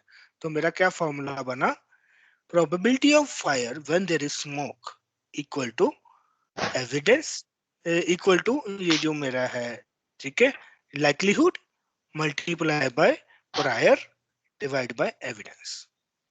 So probability of smoke when there is fire into probability of fire क्या है इस समय, और divide by probability of smoke. So if you want to go in depth, अगर डेप्थ में जाना, मैंने एक लिंक यहाँ पे डिफाइन किया, हम यहाँ के आप इसको बेस थ्योरम को डेप्थ में रीड कर सकते हो, but for the interview perspective आपको वो फॉर्मूला याद होना चाहिए, उस फॉर्मूले का क्या मीनिंग बनता है वो याद होना चाहिए। So this is Bayes theorem. So यहाँ पे हम प्रोबेबिलिटी अगर एग्जांपल्स वगैरह सारी अब यहाँ रीड कर सकते हो। तो ये प्रोबेबिलिटी हमारी बेस थ्योरम बहुत ज्यादा इंपॉर्टेंट है। ठीक है, तो यहाँ पे मैंने एक एग्जांपल दी है, ये आप खुद रीड करो, आपको ये आ जाएगी एग्जांपल रीड करके। सो हम अब नेक्स्ट टॉपिक पे जा रहे हैं, टेंसर पे। सो प्रोबेबिलिटी में हमारा 1 घंटा लगभग लग गया है तो पर ये बहुत इंपॉर्टेंट था।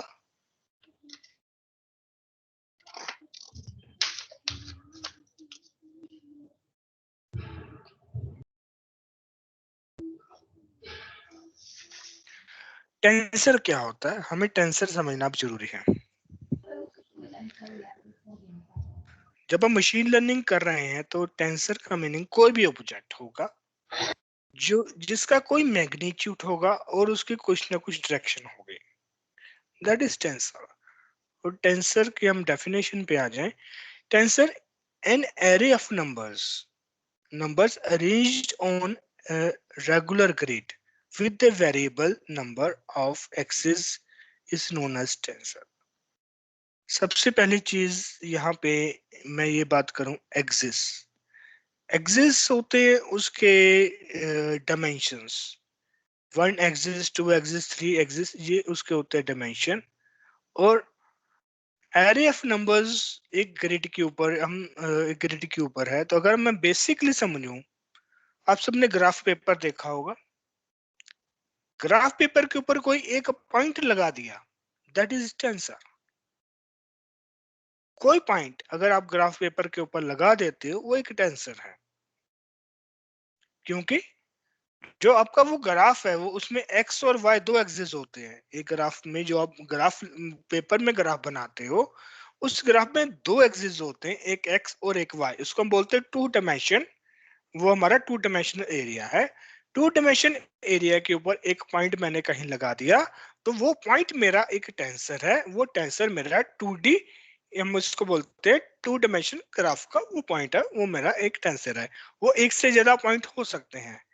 एक से ज्यादा पॉइंट किस तरीके से होंगे, ए से बी, बी से सी, सी से डी, इस तरीके से मल्टीपल जगह पे आप जाके ये यहाँ पे पॉइंट्स लगा सकते हैं। तो वेक्टर क्या है, सबसे पहली चीज मैं ये देखूं कि जो टेंसर्स होते हैं इसकी रैंक होती है। रैंक 0 टेंसर को हम बोलते हैं scalar, rank 1 vector, rank 2 matrix, rank 3 tensor, rank 4 multiple rank आगे हो सकती हैं। रैंक 0 का मैंने मेरे कोई भी एक वैल्यू दे दी गई, सिंपल मैं देता हूं, उस पर्सन की हाइट है 8, ठीक है। 8 क्या है, 8 फुट, ये यूनिट नहीं मैंने यहाँ पे स्पेसिफाई किया, मैंने एक न्यूमेरिकल टर्म दे दी, उसकी हाइट है 8, उसकी हाइट है 3, उसकी हाइट है 7, उसकी हाइट ये। मैं सिंपल एक टर्म यहाँ पे दे रहा हूँ। अगर मैं एक टर्म दे रहा हूँ that is scalar value. Scalar value में एक ही टर्म होती है, जैसे किसी की हाइट मैंने बता दी, ये उसकी हाइट है। इसका वेट क्या है, मैंने एक वेट बता दिया। So weight is also a single term. यहां सिंगल टर्म यूज हो रही है, that are all are scalar values. Scalar clear है? अभी आप टेंसर में मत जाओ, अब स्केलर वेक्टर को समझो, टेंसर अपने आप समझ आ जाएगा। स्केलर क्लियर हुआ, सिंगल वैल्यू, किसी भी चीज की सिंगल वैल्यू, ठीक है, that is scalar tensor. Vector tensor में दो कंपोनेंट्स होते हैं, ये आप नोट कर लो। वेक्टर टेंसर में दो कंपोनेंट होंगे, एक होगा उसका मैग्नीट्यूड, दूसरा होगा उसकी डायरेक्शन। फॉर एग्जाम्पल, आप एक कार चला के यहां से चंडीगढ़ जा रहे हो, अगर यहां से चंडीगढ़ तक की कार जा रही है तो जो स्पीड है आपकी, तो your one term is speed और दूसरी टर्म क्या हुई, डायरेक्शन। आपकी डायरेक्शन चंडीगढ़ है, so Delhi to Chandigarh is your direction. और जो आपकी स्पीड है, तो जैसे 60 किलोमीटर पर आवर से जा रहे हो, 70 या 80 से जा रहे हो, स्पीड प्लस डायरेक्शन दो कंपोनेंट यहाँ पे मिक्स हो गए, इसको हम बोलते हैं वेलोसिटी। सो वेलोसिटी स्पीड का टेंसर है। तो जब भी हमारे दो कंपोनेंट्स यहाँ पे जुड़ जाते हैं एक चीज को डिनोट करने के लिए, that is our rank 1 tensor, जिसको हम बोलते हैं वेक्टर। रैंक 2 टेंसर में हमारा मैट्रिक्स आ जाता है। मैट्रिक्स में डाटा रो और कॉलम में होता है, हमारे पास एक ही चीज के मल्टीपल चीजें होती हैं, दो से ज्यादा चीजें होती हैं। जैसे कि मुझे एक एम्प्लॉय का रिकॉर्ड देना है, एक एम्प्लॉय है जिसका नाम है राम, पर मैं उसका राम का एम्प्लॉय नंबर भी स्टोर कर रहा हूँ, उसका नाम भी स्टोर कर रहा हूँ, एड्रेस भी स्टोर कर रहा हूँ, सैलरी भी स्टोर कर रहा हूँ। मैं मल्टीपल चीजें उसकी यहाँ पे स्टोर कर रहा हूँ, तो वो मेरा रैंक 3 टेंसर हो गया। रैंक 3 टेंसर का रैंक 2 सच है। रैंक 2 का मीनिंग है कि वो मेरा एक मैट्रिक्स हो गया। जो भी डाटा मैं मैट्रिक्स की फॉर्म में डिफाइन करूंगा, रो और कॉलम के फॉर्म में डिफाइन करूंगा, so matrix is my 2 dimension tensor. Clear हुआ ये? Okay sir.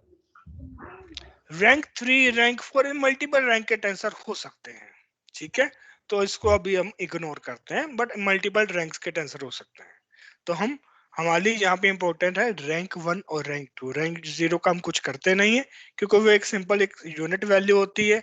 और रैंक 3 4 कैलकुलेशन इतनी कॉम्प्लेक्स हो जाती है, हम उसको यहाँ पे कैलकुलेशन में लेके नहीं आते हैं। तो जो हम कैलकुलेशंस करते हैं वो या तो वेक्टर्स की करते हैं या तो मैट्रिक्स की करते हैं। वेक्टर मैंने आपको पहले डिफाइन कर दिया। वेक्टर का एक स्टार्ट पॉइंट होता है, यहाँ पे आप डायग्राम में देखिए सबसे नीचे एक इनिशियल पॉइंट होता है, और उसको किस डायरेक्शन में जाना है डायरेक्शन होती है, और उसका एक मैग्नीट्यूड होता है। जैसे कि स्पीड की बात करें, speed is my magnitude. 60 kilometre 60 की स्पीड है, 70 की स्पीड है, किलोमीटर पर आवर के हिसाब से अगर मैं स्पीड लेके जा रहा हूँ, so my magnitude is my speed. और उसके साथ एक डायरेक्शन जरूर जुड़ी होती है, और ये ऊपर वाला पॉइंट होता है सेंस, इसको हम सेंस बोलते हैं। This is initial point. और ये जो डिफाइन करते हैं इस एरो से, हम डिफाइन कर रहे हैं कहाँ जा रही है, ये डायरेक्शन कहाँ की है। सो दिस इज वेक्टर, ठीक है। मैं यहाँ पे अगर देखूं तो वेक्टर में क्या क्या चीजें यहाँ पे इंक्लूड है। वेक्टर में वेलोसिटी आ जाती है, मोमेंटम आ जाता है, फोर्स आ जाती है, इलेक्ट्रोमैग्नेटिक फील्ड्स आ जाती है, और वेट आ जाता है। वेट को हम वेक्टर तब गिनते हैं कि क्योंकि अगर मैं साइंटिफिक टर्म में चला जाऊं, कोई साइंटिफिक प्रोजेक्ट लाऊं, तो वेट का मीनिंग होता है वो फोर्स जो अर्थ के अंदर से लग रही है, तो इसकी डायरेक्शन अर्थ के सेंटर पे जा रही है। सो वो फोर्स जो किसी भी मास के ऊपर अर्थ के सेंटर से लग रही है, उसकी डायरेक्शन नीचे अर्थ की तरफ होती है। वेट की भी डायरेक्शन होती है, that is to the center, to the earth. So अगर मैं उसकी डायरेक्शन काउंट मेरे लिए काउंटेबल है, तो मैं उसको एज ए वेक्टर यहाँ पे लूंगा। सो it is based on my problem statement, मैं क्या चीज सॉल्व कर रहा हूँ, मुझे इस चीज का ये डायरेक्शन चाहिए या नहीं चाहिए, वो मेरी प्रॉब्लम स्टेटमेंट के ऊपर यहाँ पे डिपेंड करेगी। सो वेक्टर वो चीज है जिसमें मैग्नीट्यूड विद डायरेक्शन होगा।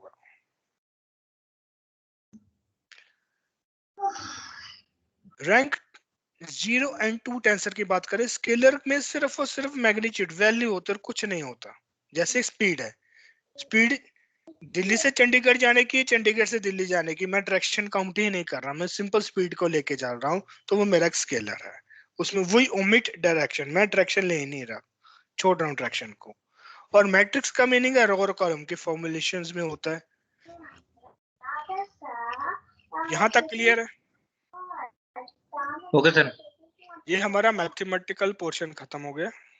अब हम बात करें models in machine learning. A machine learning model is a file that has been trained to recognize certain types of pattern. जब भी मैं मशीन लर्निंग की बात करूं तो सबसे बेसिक चीज होती है मॉडल। मैं ये मॉडल यूज करूं या मैं ये मॉडल यूज करूं, मैं ये मॉडल यूज करूं। आखिर मॉडल होता क्या है?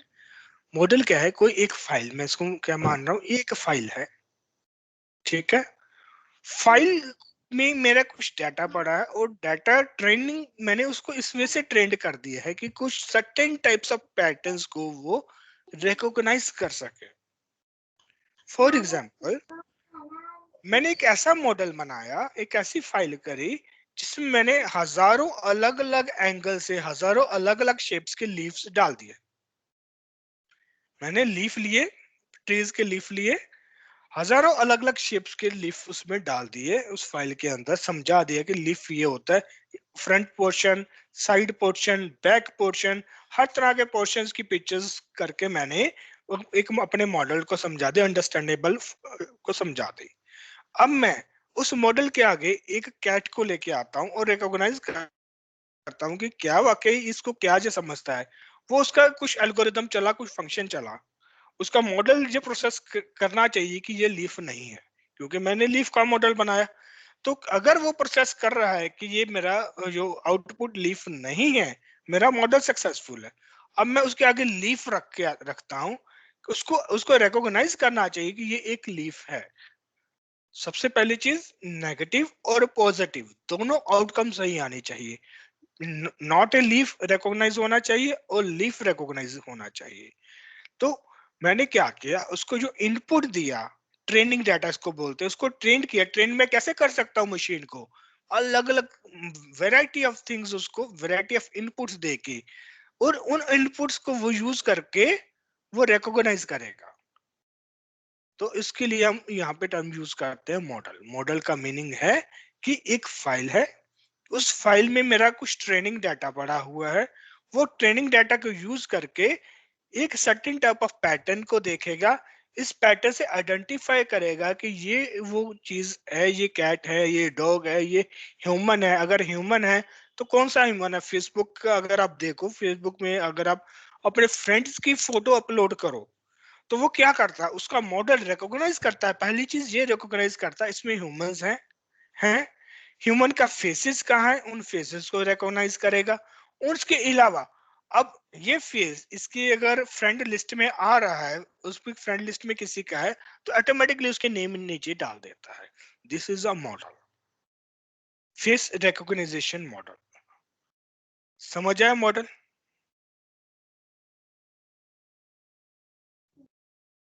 हाँ जी। सो मॉडल को हम क्या करते हैं, हम ट्रेन करते हैं। सो पहली चीज, यू ट्रेन अ मॉडल। हम मॉडल को ट्रेन करते हैं। कैसे ट्रेन करते हैं? Set of data, providing it an algorithm, and it can use to reason over and learn from the data. पहली चीज, मैंने मॉडल को क्या दिया, काफी सारा डाटा दिया। उसके बाद मैंने उसको एक एल्गोरिथम दिया। एल्गोरिथम का मीनिंग स्टेप बाय स्टेप बता दिया कि इस डाटा को कैसे यूटिलाइज करना है अपने फंक्शन परफॉर्म करने के लिए। मैंने इसको एल्गोरिथम दे दिया। वो एल्गोरिथम क्या क्या यूज करेगा कि it can use it to reason over. वो रीजन फाइंड करेगा, मींस जो भी रीजनिंग, इसको हम बोलते हैं रीजनिंग करेगा, अलग अलग चीजों को डिटेक्ट करने की कोशिश करेगा, और उसके बाद उससे सीखेगा। मशीन लर्निंग का बेनिफिट ये है कि मेरी मशीन खुद से सीखे। वो सीखेगा, ओके जो उसने फाइंड किया था कि ये हमेशा जो फाइंडिंग ये प्रोबेबिलिटी में होती है, 90% ऑफ चांसेस ये है, 80% ऑफ चांसेस ये है, 60% ऑफ चांसेस ये चीज ये है। It is all about probabilities. तो कितने प्रोबेबिलिटी उसने फाइंड करी, उसके बाद मैंने उसका देखा, ओके तूने ये देखा पर ये एक्चुअल में ये है, तो उसकी प्रोबेबिलिटी से वो अपने आप को दोबारा से लर्न करेगा, क्योंकि ये मेरे से चीज गलत हो गई थी। अब उस पिक्चर को दोबारा से, ये नई जो पिक्चर मैंने उसको दिखाई थी, उसको अपन मेमोरी में लेके उसको फिर से स्टोर कर देगा। अब ये उसके नेक्स्ट प्रोसेसिंग का हिस्सा बन गया। तो उसने उसको लर्न किया। लर्न कैसे किया?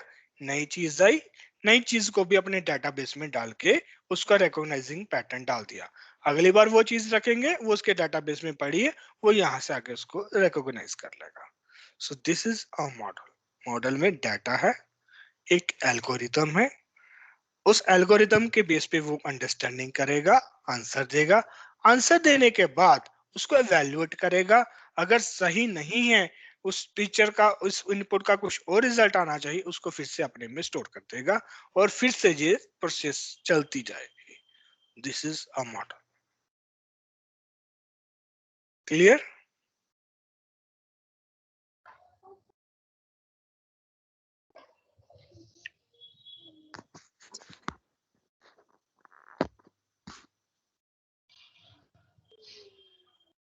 इधर ही हो कि सो गए हो? हाँ जी। सो तो नहीं गए? नहीं नहीं नहीं मैंने कहा सो गए लग रहा है सारे। नहीं, मैंने बोला हाँ जी। एक ही जाने ने बोला। हाँ, मैंने बोला लेकिन म्यूट नहीं, था। अच्छा, मुझे लगा कि लग रहा। चलो ठीक है, समझ आ गया मॉडल क्या है। हाँ एकदम जी। सर, हाँ मॉडल समझ में आ गया। सो अब मैंने क्या किया, once you have trained the model, मैंने मॉडल को ट्रेन कर दिया। you can use it to reason over the data. मैं इसको यूज कर सकता हूँ अपनी रीजनिंग के लिए. And it hasn't set before and make prediction about those data. अब ये मैंने क्या किया, मैंने उसके ऐसा डाटा दे दिया जो उसके पास था नहीं. मैंने रीजनिंग में वो चीज प्रोवाइड करी जो वो डाटा उसके पास था नहीं, फिर भी उसको बता दिया ये पिक्चर को आइडेंटिफाई कर ये क्या है. अगर वो आइडेंटिफाई, वो प्रेडिक्ट एक्चुअली में कर ले, ये वो पिक्चर के अलावा मैं एक्स्ट्रा पिक्चर दे दूं और उस पिक्चर को देख के अपने प्रीवियस डेटाबेस से भी आइडेंटिफाई कर ले कि ये चीज क्या है, तो मैं कहूंगा कि मेरा सक्सेसफुल हो गया. मेरा ये मॉडल एक ह्यूमन लाइक थिंकिंग सोच के अपने आप को अपडेट करके छोटी छोटी चीजों को सीख के हम मींस एक सक्सेसफुल मॉडल हम बोल रहे हैं. मशीन लर्निंग का ये एक सक्सेसफुल मॉडल यहाँ पे बन गया. For example, let's say you want to build an application that can recognize a user emotion based on their facial expression. मैंने एक एग्जांपल बनाई, उसका फेशियल एक्सप्रेशन देख के उसका इमोशन फाइंड कर सके. You can train a model by providing it with images of faces that are each tagged with a certain emotion. मैंने अलग अलग पिक्चर्स दे दी, ये अच्छा सैड फेस ऐसे होगा, एक तरफ ऑफेंसिव फेस ऐसे होगा, एक तरफ डरा हुआ फेस ऐसे होगा, एकदम कॉन्फिडेंस फेस ऐसे होगा. अलग अलग इमोशनल पिक्चर्स मैंने उसमें डाल दी. अब मैंने क्या किया, and then you can use that model in the application that can recognize any user's emotion. मैंने तो एक डमी किसी एक चार पांच अलग अलग तरह के लोगों की डाल दी, पर वो मॉडल अगर पूरी दुनिया के किसी भी यूजर के इमोशन सही तरीके से आइडेंटिफाई कर रहा है तो वो मेरा एक सक्सेसफुल मॉडल हो गया. क्लियर है बात? मैंने एक बिल्कुल। डाटा डाला कुछ लोगों का, पर वो कुछ लोगों से पूरी दुनिया के ही मोस्टली लोगों का डाटा सही से रिकॉग्नाइज करना शुरू कर दिया, तो ये मेरा मशीन लर्निंग का एक सक्सेसफुल मॉडल हो गया. और ये मॉडल आजकल यूज में आता है. मैं आपको बता दूं, माइक्रोसॉफ्ट टीम्स में ये फीचर है. अगर आप कोई इंटरव्यू आपके माइक्रोसॉफ्ट टीम्स में है, वो इंटरव्यूअर को आपके फेशियल एक्सप्रेशन से ही रिजल्ट दे देगा कि पर्सन ने इस समय जो आपका आंसर दिया है ये कितने कॉन्फिडेंस में लग रहा था और कितना डरा हुआ लग रहा था. प्रॉपर एक प्रोबेबिलिटी में डाटा आएगा. इस तरीके से डाटा आता है. कॉन्फिडेंस 0.6, ठीक है, और फियरफुलनेस 0.3, ये इमोशन पॉइंट ये इमोशन पॉइंट ये, और 1 का मीनिंग है 100% कॉन्फिडेंट और 0 का मीनिंग है बिल्कुल भी कॉन्फिडेंस नहीं. अगर कॉन्फिडेंस 0.3 आ गया मीन 30% वो कॉन्फिडेंस है. तो ये डाटा माइक्रोसॉफ्ट टीम निकाल के आपके इंटरव्यूअर को दे सकता है, और ये फीचर माइक्रोसॉफ्ट ने इंप्लीमेंट किया हुआ टीम्स में.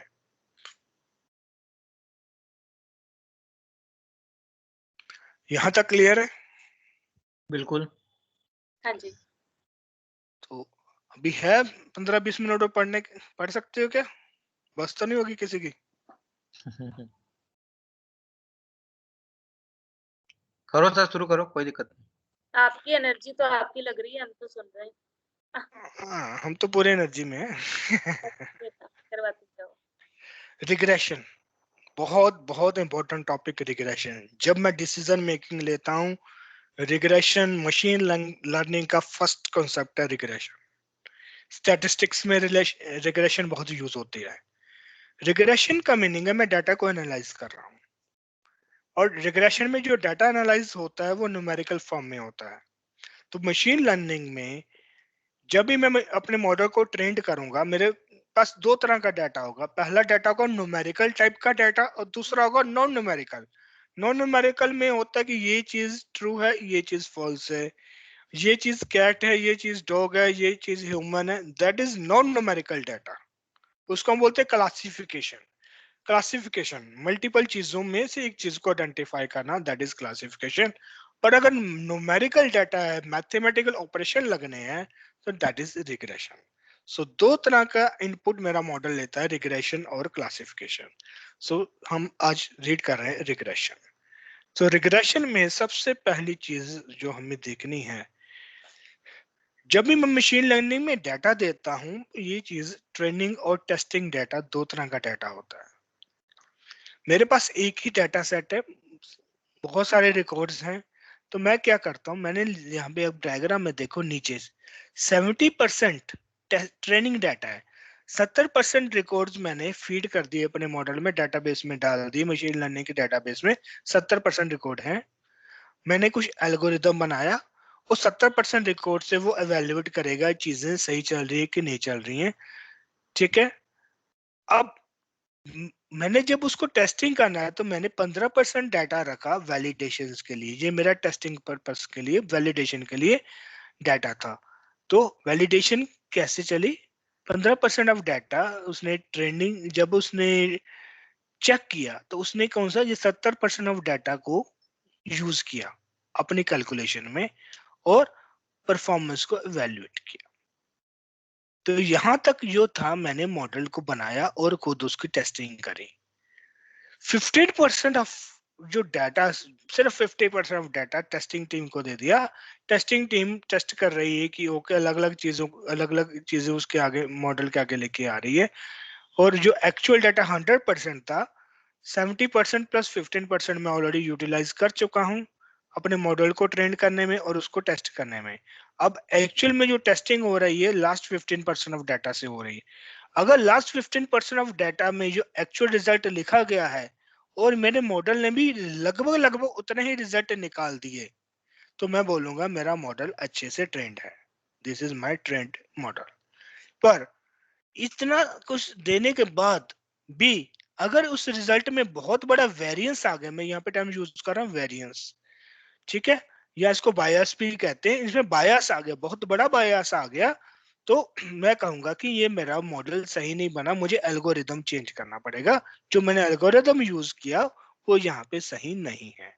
So training and testing data, data एक ही है, 70% मैंने ट्रेनिंग में लगा दिया, 15% जो मैंने ट्रेनिंग दी उसको वैलिडेशन में लगा दिया, बाकी 15% एक्चुअल टेस्टिंग में लगा। सो this to types of data, training and testing data. अब बात करें डाटा की, अगर मैथमेटिकल फॉर्म में डाटा है तो कोरिलेशन सबसे इंपॉर्टेंट टॉपिक है। कोरिलेशन के ऊपर मैंने प्रॉपर आपको एक डॉक्यूमेंट अलग से बना के आपको शेयर किया था, उसको आप अच्छे से रीड कर लेना। पर यहाँ पे मैं छोटा सा समझा रहा हूँ, वो बहुत बड़ा डॉक्यूमेंट था, वहां एक्चुअल में कोरिलेशन कैसे निकालते हैं वो भी सब कुछ उसमें दिया गया है। तो कोरिलेशन का मीनिंग है कि relation between two data sets. So इसमें जो कुछ भी लिखा है वो आप देख लेना। मैं आपको सिंपल जनरल टर्म में सिखा दूं, कोरिलेशन का मीनिंग है कि दो अलग अलग डाटा सेट है, उनका आपस में क्या रिलेशनशिप है। उसको फाइंड करने के लिए मुझे कोरिलेशन कोफिशिएंट की जरूरत पड़ती है, ये एक स्टैटिस्टिकल टर्म है। कोरिलेशन कोफिशिएंट, इसके अलग अलग तरह के फॉर्मूलेज होते हैं, वो डॉक्यूमेंट में मैंने शेयर कर दिए हैं। अलग अलग तरह के कोरिलेशन कोफिशिएंट्स होते हैं, अलग अलग प्रोसेसेस होती हैं, वो सारे फॉर्मूले उसमें दिए गए हैं। पर इन जनरल टर्म आखिर ये होता क्या है, कोरिलेशन कोफिशिएंट मुझे -1 और 1 के बीच में वैल्यू देता है। जो मेरा रिलेशन होता है दो डाटा सेट्स में, वो या तो पॉजिटिव हो सकता है या तो नेगेटिव हो सकता है, या तो रिलेशन हो ही नहीं सकता। पॉजिटिव का मीनिंग है कि मेरा एक डाटा सेट की वैल्यू बढ़ रही है और दूसरी डाटा सेट की वैल्यू भी अपने आप बढ़ती जा रही है। फॉर एग्जांपल, एक चीज की डिमांड बढ़ रही है, का एक डाटा सेट है और प्राइस का एक डाटा सेट है, जैसे जैसे डिमांड बढ़ेगी वैसे वैसे प्राइस बढ़ती जा रही है। सो demand is directly proportional to the price. So this is positive. With the increase of demand, increase in price जो मुझे चार्ट में सामने नजर आ गया. So this is positive chart.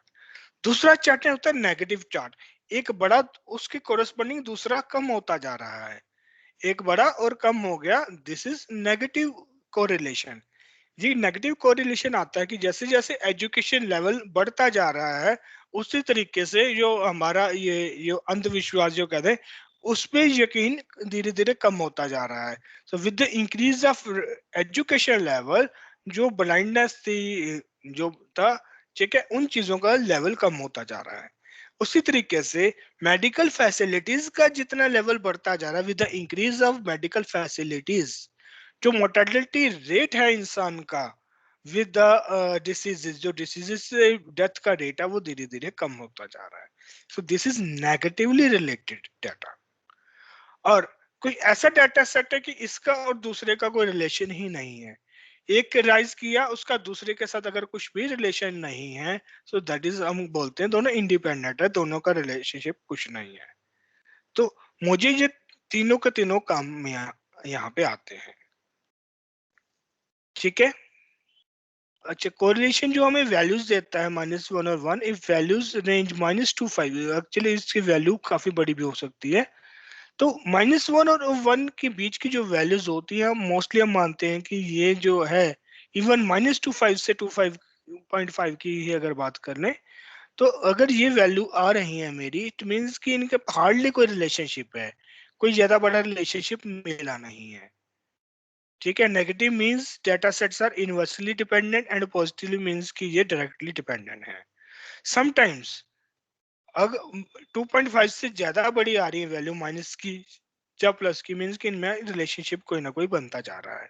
तो ये वैल्यूज उसमें मैंने कल से आपको टॉपिक शेयर किया, उसमें बहुत डिटेल में ये सारा हमने समझाया है। तो अब हमें क्या होता है, कई बार हमें अनरिलेटेड आइटम्स को फाइंड करना होता है। अनरिलेटेड आइटम्स तब जरूरी होते हैं कि मैंने एक प्रोडिक्शन बनानी है, एक इंसान को इन्वेस्टमेंट कहाँ कहाँ करनी चाहिए। इन्वेस्टमेंट आप अगर एक ही मोस्टली रिलेटेड चीजों में इन्वेस्टमेंट लगा दोगे, एक चीज के प्राइस कम होने से आपके सारे इन्वेस्टमेंट के प्राइस कम हो जाएगी। एक चीज इम्पैक्ट से सारा का सारा इम्पैक्ट कम हो जाएगा अगर आप रिलेटेड चीजों में लगा दोगे। तो आपको अगर इन्वेस्टमेंट करनी है, आपके पोर्टफोलियो में अलग अलग डाइवर्सिटी, इसको बोलते हैं डाइवर्सिंग थिंग्स होनी चाहिए, डाइवर्सिफाई वाली थिंग्स होनी चाहिए, जो एक दूसरे पे डिपेंड नहीं करती हैं। वो चीजों में जिसका कोरिलेशन बहुत कम आ रहा है, वो चीजें आइडेंटिफाई करके उसमें आपकी कैलकुलेशन होनी चाहिए। तो उसके लिए अगर आपकी वैल्यू 0 के आसपास आ रही है तो वो सबसे इंपॉर्टेंट है। फॉर एग्जाम्पल मैं बात करूं कि अगर आप इन्वेस्टमेंट कर रहे हैं, तो इन्वेस्टमेंट लैंड आप लैंड पे इन्वेस्टमेंट, लैंड की प्राइस और शेयर मार्केट की प्राइस, ये दोनों में आपस में अगर आप जाओगे, इन दोनों में कोई भी ज्यादा रिलेशन नहीं आएगा। इन दोनों का आपका जो कोफिशिएंट है, ये 0 या 1 या -1, इसी के बीच बीच आने वाला है। तो आप इन दोनों पे अलग अलग से लैंड पे और गोल्ड पे या शेयर मार्केट पे लगा सकते हो। इसी तरीके से आप अलग अलग चीजों को देखोगे, अच्छा इस पे इन्वेस्टमेंट हो सकती है, बैंक की एफडी पे इन्वेस्टमेंट लगानी है, बैंक की एफडी और शेयर मार्केट का क्या रिलेशनशिप आ रहा है, अब वो आइडेंटिफाई करो। आपको पता है कि एफडी में तो जो फिक्स दे दिया वही आएगा, शेयर मार्केट प्राइस के हिसाब से बढ़ेगा कम होगा, बट पोर्टफोलियो में दोनों चीजें होनी चाहिए। अब अगर प्रॉपर पोर्टफोलियो बना रहे हो किसी का, तो आप ये अलग अलग चीजों को यहाँ पे डाइवर्सिफाइबल चीजों को बता सकते हो कि इनका आपस में कोई रिलेशनशिप नहीं है। इट मीन अगर किसी एक फील्ड का प्राइस कम भी हो जाता है, तो दूसरी फील्ड उसको कवर करने के लिए है। सो यहाँ पे हम यूज करते हैं कि जिनका रिलेशन नहीं है वो आइटम्स भी मुझे देखनी है, तो उनका कोरिलेशन 0 के आसपास है। मुझे रिलेटिव आइटम्स देखनी है, मुझे सेल्स बढ़ानी है। अब पिछले साल से जिस जिस कारणों से सेल बढ़ी है, मैंने उसके ग्राफ्स बना लिए, तो जो मुझे मोस्टली चीज देखी है मैं उस चीज को फोकस कर लूंगा। तो ये मेरा कोरिलेशन का यहाँ पे काम है। तो कोरिलेशन क्लियर है? क्लियर है सर। रिग्रेशन, रिग्रेशन का मीनिंग है कि मैं न्यूमेरिकल डाटा के ऊपर प्रोडिक्शन लगा रहा हूं। Suppose you are a sales manager trying to predict next month sale, आपको नेक्स्ट मंथ की सेल प्रेडिक्ट करनी है। You know that dozens, perhaps even hundreds of factors, from weather to a competitor's promotion to rumors of a new and improved model, can impact the number. जो आपका next month की cell है वो किस किस के ऊपर डिपेंड कर सकती है। डजन्स ऑफ ऐसे फैक्टर्स हो सकते हैं, जैसे वेदर भी हो सकता है, आपका कोई कंपटीटर बहुत बढ़िया प्रमोशन कर देगा, उसमें भी आपकी नेक्स्ट मंथ की सेल डिपेंड कर सकती है। कोई गलत र्यूमर फैल गई, मेरी कंपनी के बारे में कुछ गलत र्यूमर फैल गई, या मेरी कंपटीटर की कोई गलत र्यूमर फैल गई, उस पे भी ये चीज डिपेंड कर सकती है। या कोई नया ही किसी ने इनोवेटिव करके कोई मेरे ही जैसे प्रोडक्ट का कोई नया मॉडल बना दिया, कुछ नई चीज बना दी, तो वो भी मेरे इस फिगर को इम्पैक्ट कर सकती है, पर मुझे वो इम्पैक्ट देखना है क्या है। तो रिग्रेशन एनालिसिस में हम उन फैक्टर्स को बोलते हैं वेरिएबल्स। सारे के सारे फैक्टर्स जो इम्पैक्ट कर सकते हैं मेरे रिजल्ट को, उनको हम बोल लेंगे वेरिएबल्स। हमारे पास डिपेंडेंट वेरिएबल्स होते हैं। सो डिपेंडेंट वेरिएबल एक है, वो वेरिएबल है जिसको मैं प्रोडिक्ट करने जा रहा हूं, जैसे सेल्स। सेल्स मेरा डिपेंडेंट वेरिएबल है। अब बाकी सारे वेरिएबल्स इंडिपेंडेंट वेरिएबल्स हैं। सो इंडिपेंडेंट वेरिएबल्स का मीनिंग वेदर हो गया, इंडिपेंडेंट वेरिएबल्स का मीनिंग र्यूमर हो गया, इंडिपेंडेंट वेरिएबल का मीनिंग गवर्नमेंट पॉलिसी हो गया, इंडिपेंडेंट वेरिएबल का meaning change in the budget हो गया, कुछ भी हुआ तो दीज आर इंडिपेंडेंट वेरिएबल। एक ही डिपेंडेंट वेरिएबल है जिसकी मैंने प्रेडिक्शन करनी है। तो इसकी ये कैसे वर्क करता है, हाउ इट वर्क्स। मैंने पहला स्टेप क्या करना है, you take all of your monthly sales numbers for से past 3 year and any data on the independent variable you are interested in। पहली चीज मुझे तो सेल ही देखनी है, तो मैंने क्या किया, पिछले 3 साल की सेल्स के फिगर ले लिए, और जिसके ऊपर वो मैंने डिपेंडेंसी निकालनी है इंडिपेंडेंट वेरिएबल की, वेदर वो वेदर था चाहे वो कंप्यूटर प्रमोशन था, जिसके ऊपर भी निकालनी है, ठीक है, उसको भी यहाँ पे रखा। तो मैंने पिछले 3 साल का डाटा किस किस का लिया, पहला सेल्स का, और दूसरा सेल्स के अगेंस्ट वो डाटा किसके साथ रिलेट करवाना है, वो कंपिटिटर्स है, वेदर है, क्या है, उसका भी डाटा अपने साथ रख लिया। So in this case let's say you find out the average monthly rainfall. मैं एग्जांपल ले लेता हूं कि एवरेज मंथली रेनफॉल पास्ट 3 साल का मैंने अपने पास रखा। मैं ये देखना चाहता हूँ रेनफॉल के साथ मेरा सेल्स में क्या रिलेशनशिप है, और अगर अगले महीने इतनी रेनफॉल हुई तो मेरी सेल कितनी बढ़ेगी या कम होगी, मैंने ये यहाँ पे प्रोडिक्ट करना है। तो इसके लिए सबसे पहला स्टेप मुझे क्या करना पड़ेगा, then you plot all that information to a chart. मुझे उसका एक चार्ट बनाना पड़ेगा, चार्ट के ऊपर पॉइंट्स रखने पड़ेंगे, इतनी रेनफॉल ये है, इतने रेनफॉल ये, इस तरीके से मैंने पॉइंट्स रख दिए। तो ये इस तरीके से आ गया। Suppose you are looking for relationship between past 2 years, मैं 2 साल की अगर ले लूं, तो यहाँ पे कुछ ऐसे पॉइंट्स, इधर रेनफॉल जा रहा है और इधर सेल्स जा रही है। तो जैसे जैसे रेनफॉल बढ़ रहा है, मैं यहाँ पे देखूं, वैसे वैसे मेरे पॉइंट्स ऐसे आ रहे हैं कि सेल्स बढ़ती जा रही है, मेरा कुछ इस तरीके का फिगर बन गया। तो सबसे पहला स्टेप क्या है, मैंने ग्राफ बनाना है और पॉइंट्स यहाँ पे रख दिए। पहला स्टेप क्लियर है? हाँ जी। ठीक है, इसको थोड़ा बहुत ध्यान, इसको समझना, क्योंकि ये बहुत इंपॉर्टेंट टर्म है। ये हो गया। अब इसके बाद आपको क्या करना है, अब क्या करना है, इसकी प्रेडिक्शन।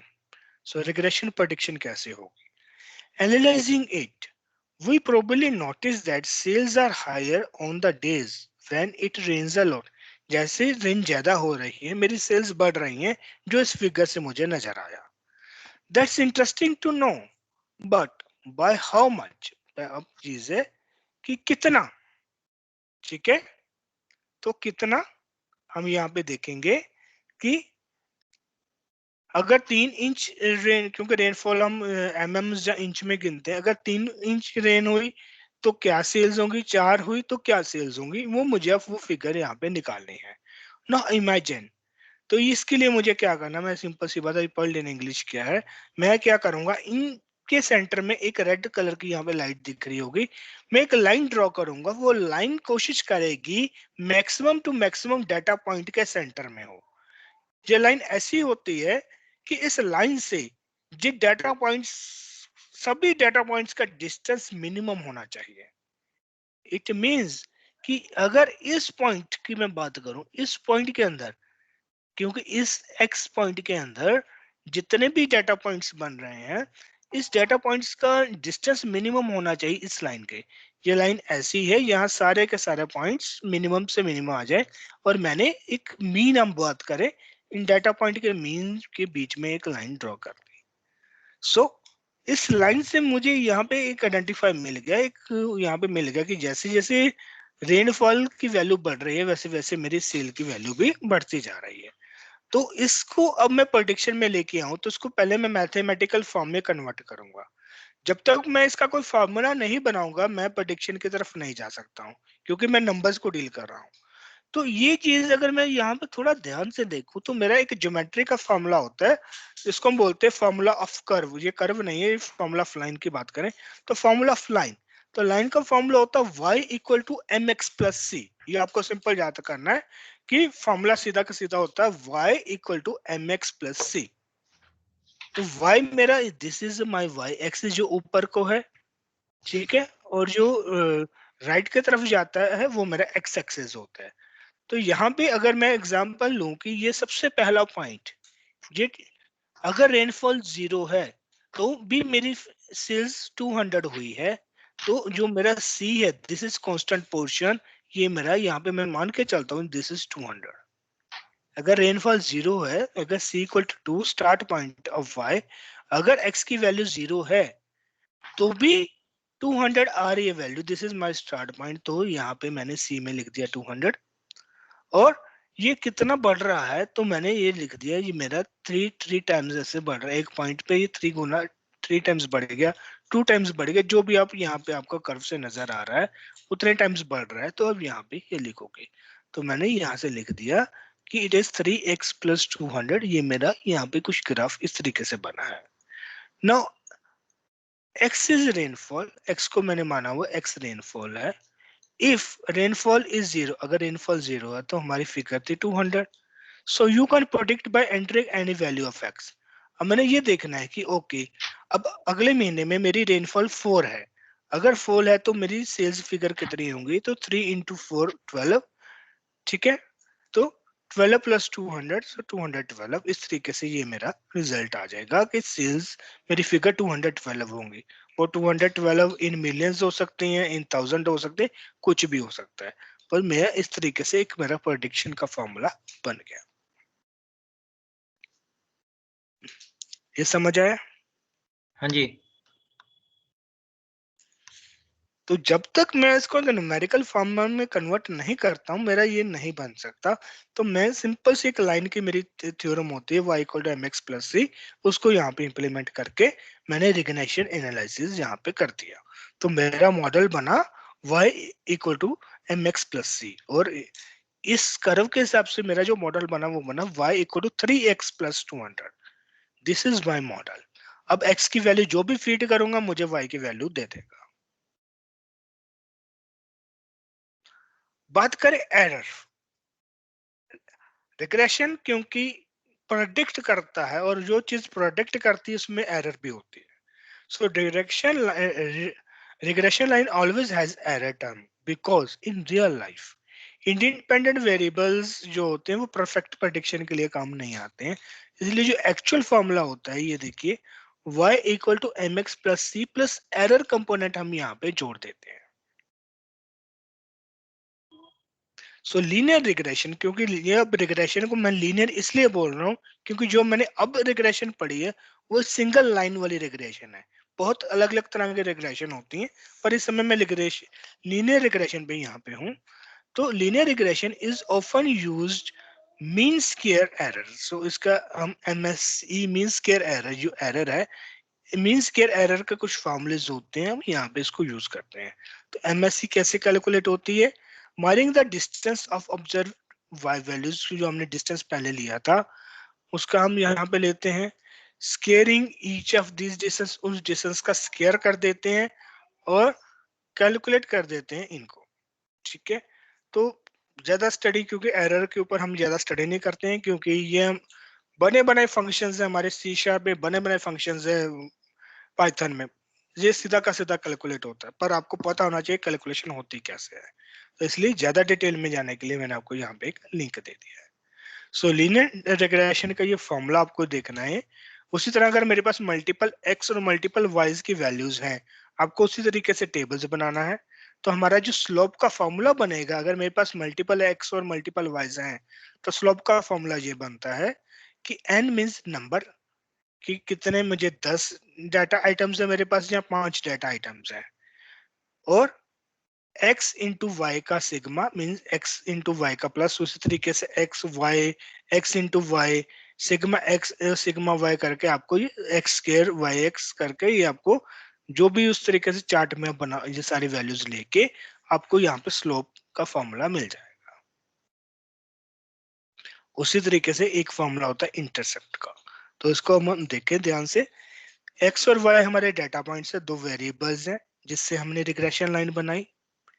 b मेरा स्लोप ऑफ लाइन है, a मेरा है y इंटरसेप्ट ऑफ, तो a मेरा क्या है y, जब जब a मेरा पॉइंट है y इंटरसेप्ट ऑफ लाइन में, मेरा ऊपर और नीचे जब भी x ये ग्राफ था मेरा, so this is y, this is x, this is the intercepting point, means start point। तो a मेरा क्या है स्टार्ट पॉइंट, और x इंडिपेंडेंट वेरिएबल है और y मेरा जो है डिपेंडेंट वेरिएबल है, क्योंकि सेल्स मेरा डिपेंडेंट है और एक्स रेनफॉल मेरा इंडिपेंडेंट है यहाँ पे। तो ये सारी की सारी चीजें लेके मैं इनको यहाँ पे यूज कर सकता हूँ। तो ये मेरे लीनियर रिग्रेशन के यहाँ पे फॉर्मूला बन गया। तो यहाँ तक क्लियर है। तो लीनियर रिग्रेशन को मैं थोड़ा और डिटेल में लेके जाऊंगा आगे, क्योंकि रिग्रेशन बहुत ज्यादा जरूरी है मशीन लर्निंग का। पहले जो भी मॉडल्स हैं हमारे सारे के सारे लीनियर रिग्रेशन के अंदर ही आते हैं। और मैंने आपको एक पीडीएफ और दी है, उसमें मैंने कोड दिया है, पाइथन में रिग्रेशन को फाइंड करने का कोड और सी शार्प में रिग्रेशन को फाइंड करने का कोड। तो कोड मैं आपको बाद में समझाऊंगा, अब वो आपके अंडरस्टैंडिंग के लिए कि ये कोड कैसे वर्क करता है, तो आप कोड में उसको देख सकते हो एक बार। जब आपने ये समझ लिए से सारे के सारे फॉर्मूलेज, अब आप उसको एक बार, अगर आपको कोडिंग की नॉलेज है तो आप एक बार उसको बस पढ़ लेना, होपफुल आपको बहुत इजीली वो कोड भी अब समझ आ जाएगा कि वो कोड कैसे वर्क कर रहा है। तो दूसरी एक चीज यहाँ पे मैं ये कह रहा हूँ कि ये मशीन लर्निंग में जो है हमारा आर्टिफिशियल इंटेलिजेंस पे बहुत सारी ब्रांचेस होती हैं। तो वीकली हम क्लास ले रहे हैं, इसलिए मैं बीच में वीक में कुछ ना कुछ डॉक्यूमेंट शेयर करता रहूंगा, आप उनको भी रेफर कीजिए।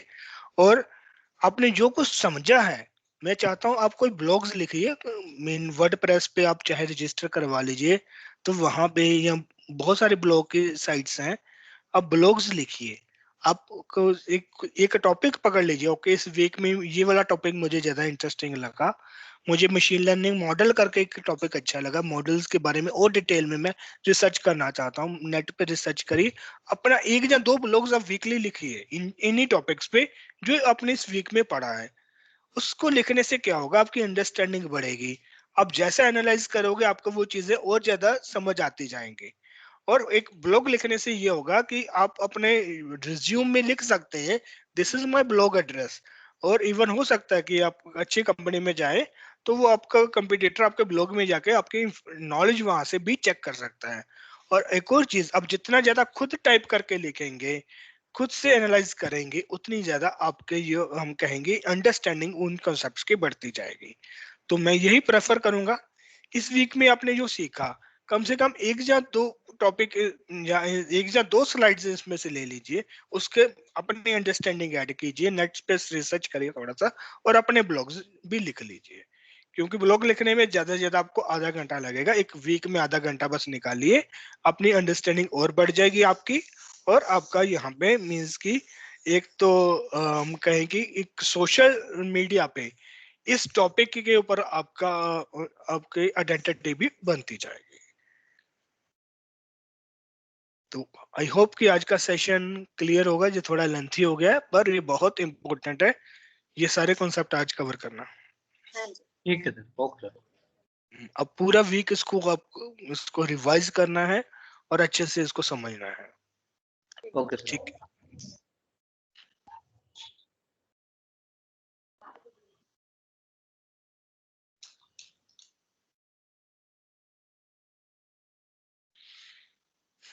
ठीक। ठीक है, फिर आज का सेशन हम यहीं पे खत्म okay sir, thank you. Okay, thanks, bye.